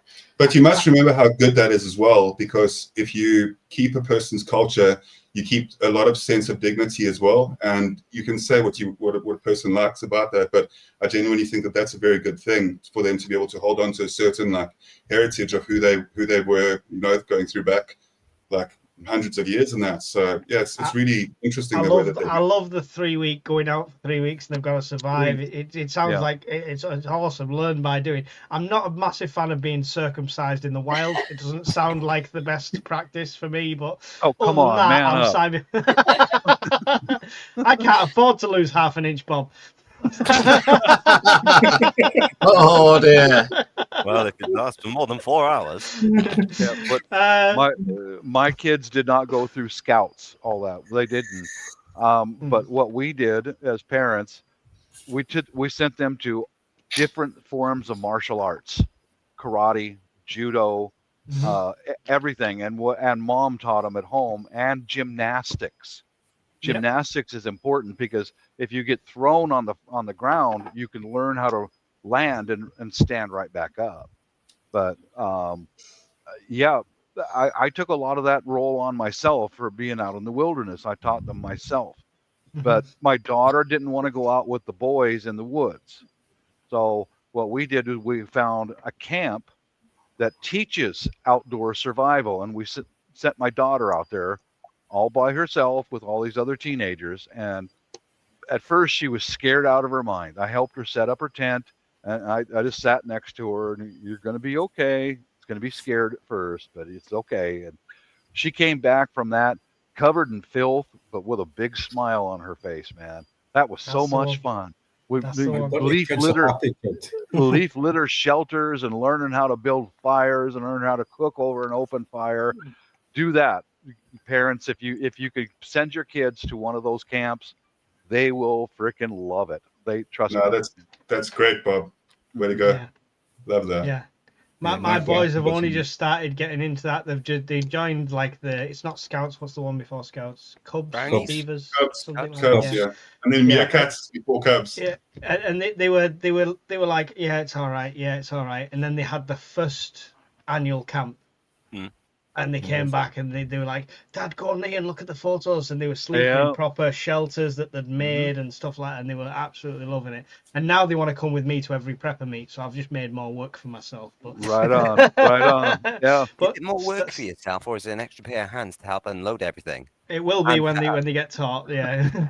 Liam Mack says, my son's school does forest school. I know they taught him how to make fire with flint and steel and build camps and dens. That's awesome. Good. I watched some weird celebrity thing the other day. She watches all the reality stuff, and they were all fully grown adults. And there was about 12 of them in pairs of twos trying to light fire with flint and steel. None of them could do it. And I thought, is it me? Is it that difficult?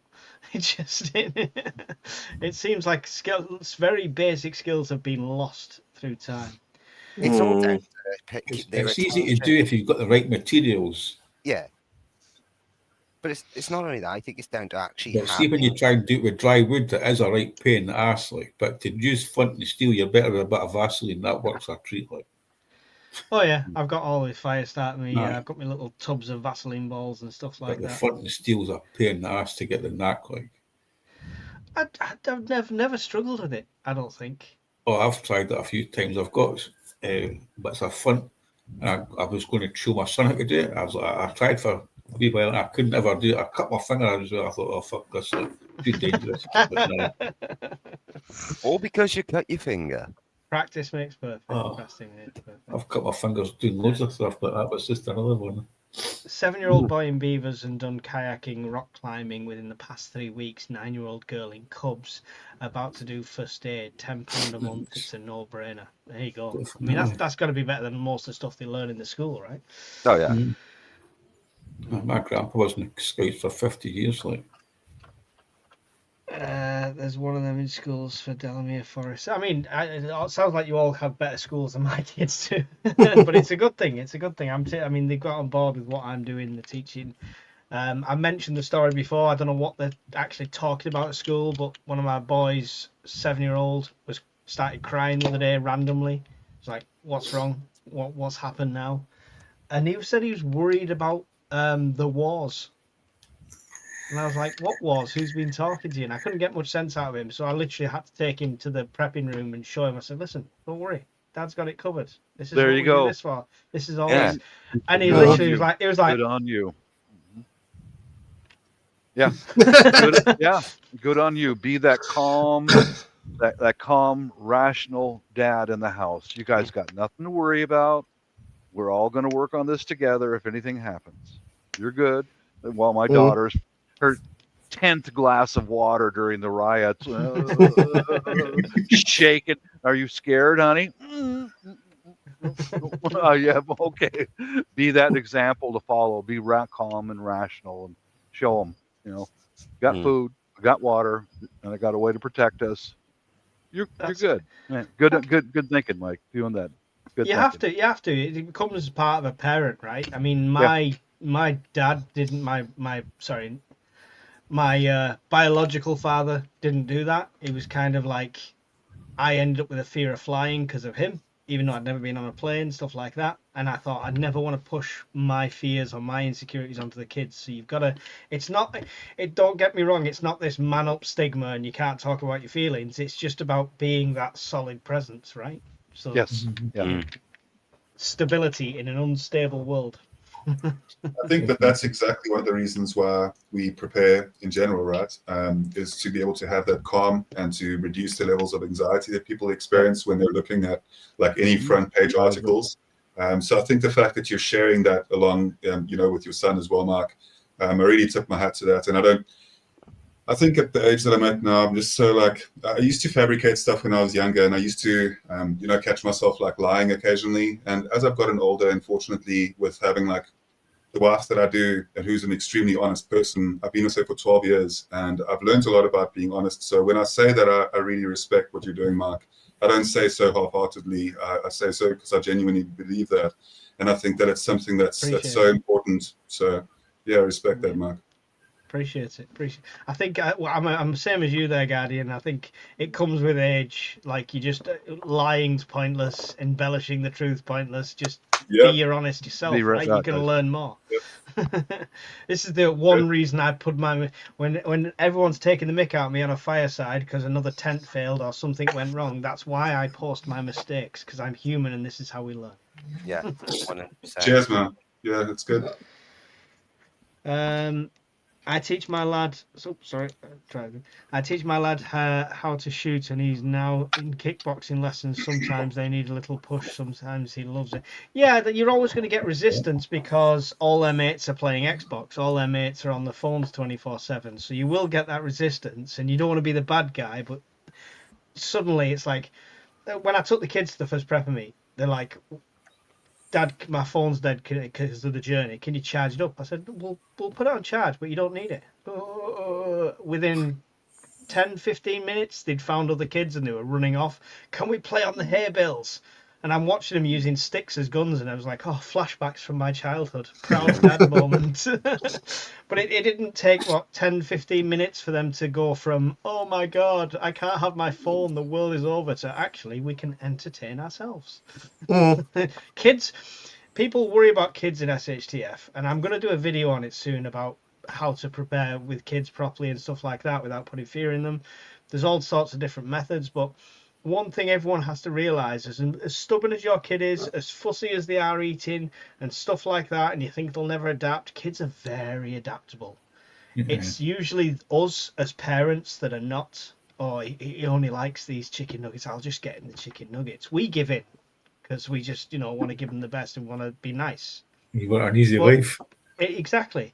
And in a bad situation, kids are very adaptable. They really are. And you'll be still surprise you how well they would adapt to a new type of life should they be forced to. They'd probably adapt better than most adults. So Yes, absolutely. I'm going to add, 100%. Well, what do you think they always say? The kids are the key to the future. Well, yeah, some of the kids. Matty Jones became a YouTube member. Thank you very much, Matty. I really do appreciate that. And I just Thank you, Matt. The wrong thing. Yes, but do all the or a lot of the current kids like Spam? This is the thing, Matt Walker. So I've got two boys that are 2 years apart. All right, both brought up exactly the same. Right. Yeah. Both parents done their best. Me and their mother, who I'm not with anymore, both do our best all the time. We co-parent well together, even though we're not together. So they've been brought up exactly the same. One will eat anything. It's like, I'm having haggis. Dad, can I try that? Yes, he'll try some haggis. He'll try anything. The other one, I don't like it. I don't like it. I don't like it. Only wants chips and nuggets. The chips and nuggets. But if Spam was all that's on offer, you'd be surprised how quickly he will adapt. Mm. If you're hungry, you'll eat it. Yeah, definitely. And it's not a cruelty thing. It's mostly with kids. It's kids don't dislike other foods. You'll notice they liked a lot of things when they were babies and when they were 1 and 2 year old, right? Oh, they eat loads of veg. Oh yeah, my kids are great. And it's as they get older and you introduce them to a bit of junk food, they're like, in their minds, it's not they don't like the other one, they just prefer this one. So that turns into, I don't like that, I like this, I want this. Yeah. They don't dislike it. It's almost like they train themselves to think, I know what I prefer. Miss Worm's not in here, I don't think, at the moment. So I'm going to systematically post in the chat everybody's channels every so often. So anyone in the chat, go and check out everyone else's channel as well. At some point, show them some love. Evil Girl's in it. Miss Worm is actually in here. Is she? Yeah. I've not seen her. She's hiding. No, there she is. Sorry, didn't see you there, Miss Worm. Miss Worm, can you post everyone's channels? When you speak of Spam, I'll just add quickly, because I've got to jump off here in a second. But what I will say about Spam, about eating, any sort of tin foods, is often like the way that you prepare it, and what you can find to add to that as well. So if you understand what grows locally in your region and you start experimenting with it now, if you are stacking Spam or something like that, if you're stacking any sort of like tin foods or any sort of tins at all, if you start experimenting with that now and the different flavors, and actually occasionally, I'm not saying for every evening, but I'm saying like you should be rotating your preps anyway, right? So for large amount of time that you have your cans in general and your stocks, you should absolutely be implementing some of those so that your family's diets also gets a little bit more used to that. Obviously, just over time gets more okay, and like your palate also gets adjusted to it correctly. But you can find a lot of things that grow wildly that you could mix in with a good amount of that. So it's good to be able to be diverse in what you can and can't make, and to just try and make sure that you're doing that rotational thing. Before I do leave, though, I'll just say that it was awesome to spend a bit of time with you guys, Gaz and Paul, and always good to see you, Ben. Yeah. I hope that you come around on Shadows. Ben, good to see you. Good man right there. That's a good man right there. Definitely. Thank you, Garden. It's appreciate you having me Thank you. here. Yeah. Goodbye for now. Bye-bye, Bob. See you, Garden. Peace out. On just to add quickly on what he said was, I found hiding the cans helps. All right, so if I show my kids a can of potatoes and a can of carrots and a can of mince, they'll be like, I don't like any of that. As soon as it was all munched up into a nice shepherd's pie with a crispy top with a bit of cheese on top, they loved it. Oh yeah. I must admit, I can't remember the last time I actually had a Spam fritter. I like Spam. I like it. Last time I had Spam was about 8 hours ago. So. Mike, you're ahead of me. I think I had mine Saturday night. Yeah, I'm eating a lot of my preps at the moment, right? Not through financial or anything like that, but I prepped wrong. Yes, shocker, everyone out there, Mike failed again. I prepped how I know how to prep, and that's how I've always prepped, so that's how I've always been prepping. All right? Not to my missus's taste, not to the baby, just to mine. So to make room in the pantry to kind of diversify this, so I've literally sat down with Mrs. Urban Prepper and gone through and like, what will you eat out of this, the canned food aisle, the dried food aisle and stuff like that. So we've discussed meals. So now I'm splitting that down. So to make room, I don't like waste. I'm eating sausage and beans for a lot of meals. So I could free up the stuff she likes, because I was prepping to me, but you should really prep to everyone else's taste. As adaptable as they can be. The last thing you want to do is force foods they don't like on them when they're already in a stressful situation. Yeah?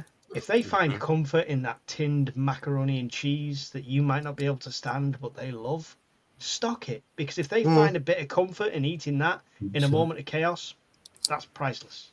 Or freeze-dried macaroni and cheese. Yep. To be honest, as no nutrition as it is, I'm a big fan of the macaroni and cheese, the freeze-dried one. I can eat it all day long, and I know it hardly gives me any nutrients. Yeah, I must have about 20 or 30 packs of the dried macaroni cheese sitting in the cupboard. There you go. There you go. And polonium's entered with the spam. And it's expensive. My wife's Filipino. That spam is part of their culture. They even have a whole line of restaurants over there called Spam Jam, where they make it into everything you can think of. But one of my favorite breakfasts that she makes, she knows how to cook spam. Is scrambled eggs and spam with a side of white rice. Dude, killer. Just have a question though, Bob. Good stuff, yeah. You're probably going to ask the same question as me, Paul. No. How much is spam over there? How much does a can of spam cost you, Bob? I don't remember. I've got some in my shelves, but it's affordable. I mean, I don't remember. Mine's in relation to, you said they use spam for absolutely everything out where your wife's from, Bob. I was wondering, do they make spam shakes? Spam shakes. Oh, it would. I mean, dude, they have a whole series of restaurants called Spam Jam that serves spam on their menu. I wouldn't surprise me if they have spam shakes. I wouldn't be surprised at all. So the reason I was asking, Bob, is it's a luxury over here, spam now. Canned meats become more expensive than fresh meat in some places. Really? One can of 340 grams of spam, so quite a smallish can, in Sainsbury's, for us is about $4.70. That's nuts, man. I know that our spam is not $4 a can. I know it's not. I've converted to almost spam, where I've gone to like the peck pork meats because you can still get them a bit cheaper. But it's corned beef in the UK used to be one of the cheapest meats you could get to make like corned. It was a staple as a kid. I had corned beef with everything because my parents didn't have a lot of money. Now it's more expensive. I can get 2 fresh chicken breasts cheaper than a can of corned beef. It's about $5 for corned beef. Yeah.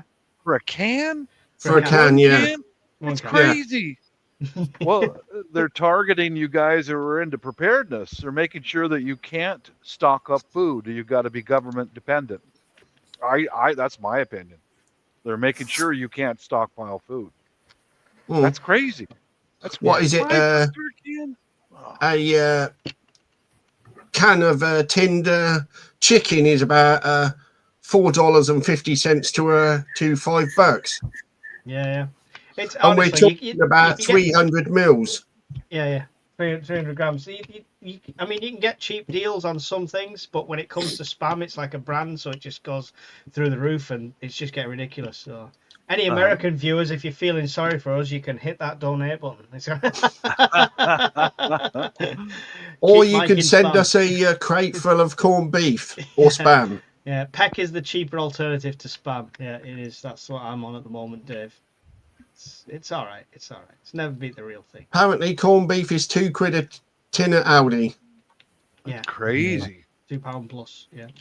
What's it? Well, here's a. I'm just looking on Amazon US right now. Spam less sodium 12 pack. 12 cans of spam is $35 for 12 cans. Yeah, 35 bucks for 12. So that's on that's Amazon. about £2. Yeah, about that. No, it's about $2.50. So that's about In there. Yeah. Yeah. It's, Mhm. yeah. About £2 a can. Yeah. Yeah, I think it was a. What must be the way to import that over here? Yeah, I'll mail order you guys a whole bunch of spam if you want. Well, Christmas is coming, Bob. It is, isn't it? We'll put ribbons and bows on it. Merry Christmas, you know. I need you to send me a message, Bob, as well. I thought I had your email and I didn't. Okay. So send me a message or something with your email on if you can. My email's on my channel if you want to email me. I'll look it up. I tried to email you after you left the Shadow Show the other day to make sure you're all right. Okay. Yeah, I don't have my email. I'm real selective about who gets my email, you know. But All right, yeah, it's fine if you. I'll contact you. Mhm. Yeah, no worries. I just wanted to check in after that one.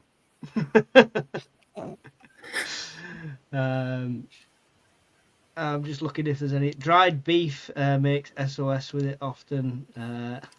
Thank you, Miss Worm. Mike's spam fund. Okay, here's one 12-ounce can of spam on Amazon is $2.96. So yeah, it goes Yeah. the price goes down a little bit if you buy it in bulk, you know. It does here too. When It's you just Brian going back to America? yeah. Mhm. Yeah, I mean, the freeze dried food, you'd really have a What was he was paying $60 over there for the cans that are £190 over here, like Augustin really? Farms, like the freeze dried stuff. Wow. This is why prepping's such a niche in the UK because it's so bloody expensive. You really got to take your time. Yeah, budget. Yeah. Is it Augustin? I don't know if I'm spelling that right. Fellas, I'm gonna rock and roll. I just went and my wife's taking a siesta right now, and I just went upstairs and gently reminded her that, "Hun, I'm hungry." That worked. I'd get something thrown at me. Okay, so 1 can, 16 ounces of freeze-dried beef chunks from Augustin Farm is £140.85. Ouch. Holy hell. Say that again. How much? What? 1 16-ounce can of beef steak dices, Augustin Farms, is £140 and 85 pence. That is insane. And you convert that to US dollars. That's over $200 for a can. Yeah, for a nuts, 1 man. 16-ounce can of beef. Holy mother of God! Wow! So Bob. Now you know why we're glad Trump said what he said about Brits. Yeah, that's right. I get it now. I do. Well, peace to you all, guys. I'm gonna bounce out of here and see you, go Bob. get something to eat. Thanks, Yeah, Bob. see you later, Pleasure. Bob. Take it easy, Thanks man. for having me up, Mike. Yep, see you again. I noticed that the staples aisles are ransacked on recent food shops. Not sure if folk are prepping or people's diets are changing because Rachel from accounts is bumming us all harder. Yeah, well, I tell you what, I have noticed. Even I've been in several supermarkets when I've done my videos, and the discount stuff is gone practically. It used to be quite even, where like some of the cheap stuff would be gone, some of the Heinz stuff would be gone. But I've gone there and like Heinz sausage and beans, full face, where the 2 trays of cheap ones are completely clear. So people are definitely having to cut back. That's like the tins of baked beans with sausages in the Sainsbury's own branded ones are like 50p a can, and they're like double the size of this can. What was it? Beans and sausages. Oh yeah. It's all about protein content. at the end. 50p a can. You got protein in that can, and there's fibre, isn't there? Yeah. Yeah, that's it. Look at the nutritional value. That's the thing. It's all right stocking a lot of stuff, but if it's not going to keep you going, that's an issue as well. I am gonna have to call it soon, gentlemen, because it's like 11 o'clock, and Wow. I am working in the morning. So am I. To be fair, Mike, Mrs. RP mentioned earlier when she saw the notey come up for the half-hour reminder. She said, "I'm surprised that Mike's doing an open mic night. Isn't that normally on Friday or the weekends?" Well, I'm away this weekend. I'm at the Bug Out Well, yeah. down with Lee for the Bug Out Weekender, which is this weekend. So we set off at 5 o'clock tomorrow, and I'll be down in Wales at the Bug Out Weekender. Still, if anyone wants to go, there's still slots, but you've got to camp in a hammock because the only slots are where trees are at the moment. But yeah, I'm looking forward to that. I won't be able to go live from there. I don't know if you've ever seen Lee attempting to do it on his. This signal's not great, and I imagine in his house is better than what I'm going to get in a bothy. I'm glamping, by the way. I'm in a bothy. I'm not taking a tent. Nothing If can I- set on fire. If I could get up there, I'd bring my EE 5G box so we could do a fireside. But Well, I got no way of getting there. I imagine we won't be leaving late on Sunday, so fireside might still go ahead, only for the fact storms are hitting on Sunday. Yeah. So I imagine we won't be setting off late on Sunday. So fireside may still go ahead, and I'll film lots of footage while I'm there, I'm sure. So yeah, but that's where I'll be. That's why we're doing it And tonight. where's it at, Mike, for everyone in the chat? Bullith At the Wells. Bug Out shop, I'm sure. Yeah, I'm gonna Yeah. put the link in for Bug Out Shop. That's the actual page for the weekender that I've just put in the chat there. Yes, there is hammock camping. You can still get it for £20 for the full weekend. Bye. Yeah, I'm in the glamping pod. Yeah, because I Oh, like to live it. fancy. Woo. Woo. Right, I- Paul, we got you a box. It's a cardboard box. I'm in a glamping pod, and we've probably got enough money to get the fuel down there, so I'm taking MREs with us for the whole weekend. That's it. Being ex-army and hearing Bob mention his wife is a Filipino every 5 minutes really brings intrusive thoughts. I wonder why. Terrible. Yeah, I can buy 12 cans of Spam for $36. Yeah, I mean, the freeze-dried food as well, Vanessa, is criminal Yeah. over here. It is, but this is why we prep the way we do, using canned foods and make do, and we're all going to be having sources of protein of mechanically recovered hot dogs. So that's going to be good. Question I did see on one of my lives. I thought I'd leave it until I saw you guys. Yep. Somebody said to me, because I mentioned me and Mrs. RP got a new air fryer just for normal conversation. Someone said to me, how would you go about trying to run an air fryer off grid?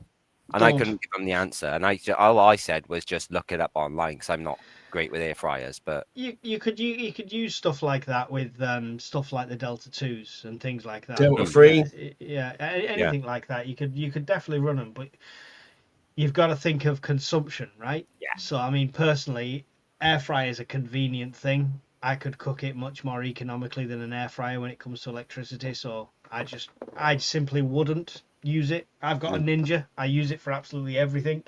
Yeah. If SHTF happens, the last thing I want to do is use up. I've only got small power banks. I'm not like Brian sat on a throne of eco floors. Yeah. I'm going to ask a stupid question, but what are you going to cook with that air fryer that you can't cook in an open fire or something else like that? Exactly. Exactly. That's the point. So I mean, I've not got a massive amount of power banks and stuff like that, and you'll all joke that they're not charged anyway. And it's not just that. If I use it up in a day and we have an absolute overcast day after that, and I'm hardly getting any charge down, I'm putting myself in a difficult situation I don't need to be in. So yeah, I'll use a camping cooker. I picked up it's actually by my feet. Funnily enough, charity shop find. was a Power bank? no, it's just a metal oven Oh, shaped skillet. thing. Yeah. Skillet. Hot Looks thing. like a crock pot. Yeah, it's like a crock pot, but it's like the enamel that you use like on campfires and stuff like that. Oh, nice. So you can throw it in the fire. Well, Yeah. I'm going to test the Frey bentos on a camping stove to see if the lid lets it rise and stuff. So that'd be more economical way of cooking. So there we No, go. cheers for that, guys. No, it's just when I don't like having questions like that I can't answer. I mean, obviously, people would say common sense would prevail. You know, you choose consumption.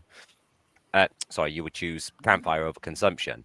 But I just thought I'd pitch it to you guys. It's another question at the end of the day. But no, thanks for that, honestly.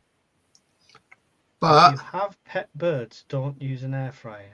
Am I missing the joke there? there's a joke there, yeah. Yeah, I don't know. Ben. Sorry, Paul. I have to explain Yeah, that one. Ben, you can actually run the air fryer, but you'll get a maximum of half an hour out of it. The reason why I know is I've actually cooked something off my Delta 2 with the air fryer just to see it, and I got about 29 minutes before the power bank shut off.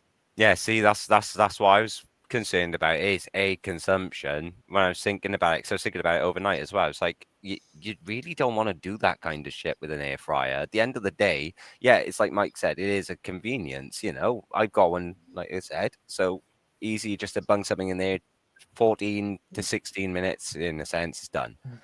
But you know, on size on a campfire, like Mike just showed with the little enameled crock pot, you can put. What, 6 to 8 people could be fed out of one of those, probably, if you proportion it right.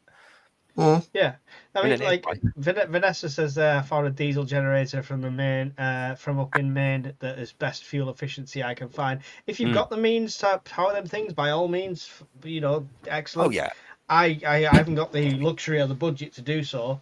This is why everything I buy for prepping, I think, how long is it going to take to cook? Because everyone's like, oh, get rice and pasta. But then think about it. So make sure I soak my rice and stuff like that. You know, think of the ways you're going to cook it better and stuff. Like oats. Rather than using campfire, why would I do that? I can make overnight oats. Yeah? You can make a lot of protein bars out of those. Leave oats soaking overnight. The next day, you're literally warming them up. They're already soaked through. So, just think about how much energy you're going to use. And when you buy stuff, make sure it's convenient. And just remember, people, a very, very easy way to make yourself some protein bars or some like fiber bars for the next day, like Mike said with oats, get some honey, mix some honey in with it, chuck in some raisins, some fruits, some bits and pieces, and then put it in a little like a loaf tray and let it cool off. I got the mason jars. They're dirt cheap at the moment. You can go into like a hobby store, six mason jars. I will literally make 6 of them up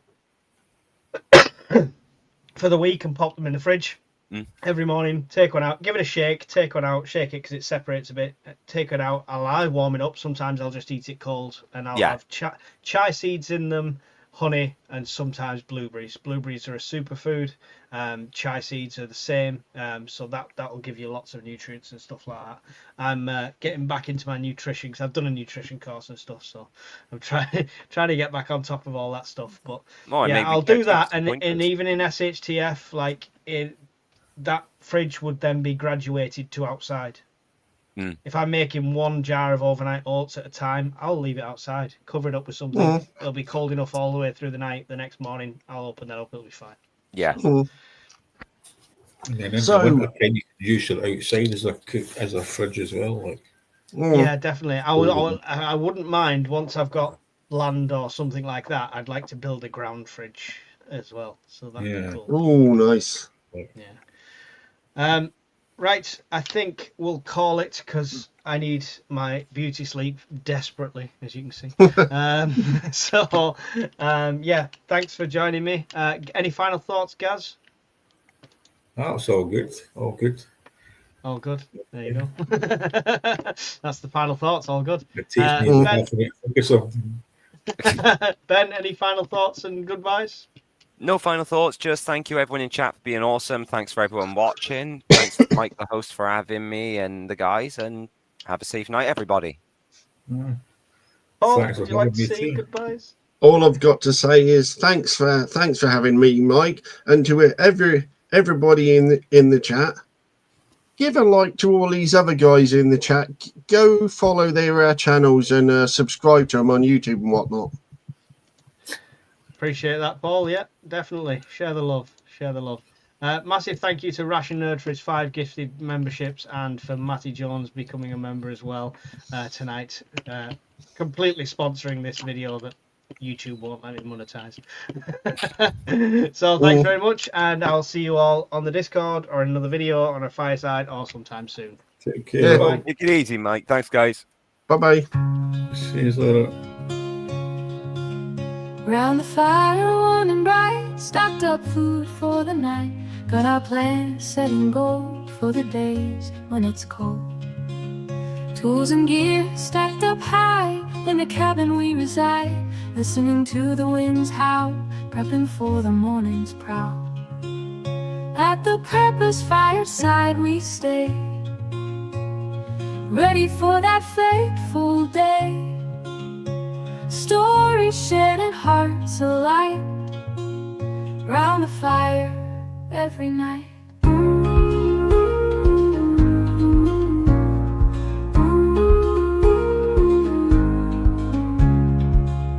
Water stored in jugs and tins, bunkered down through thick and thin. Maps and routes all drawn and laid, preppers live unafraid. At the purpose fireside we stay, ready for that fateful day. Stories shared and hearts alight, round the fire every night.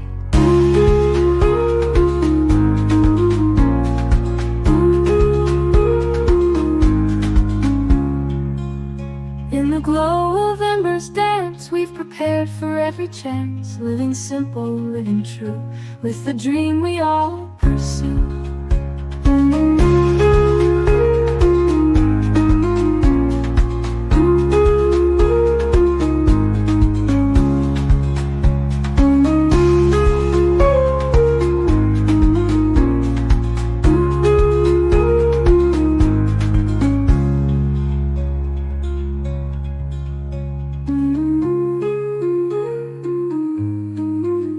In the glow of embers dance, we've prepared for every chance, living simple, living true, with the dream we all pursue.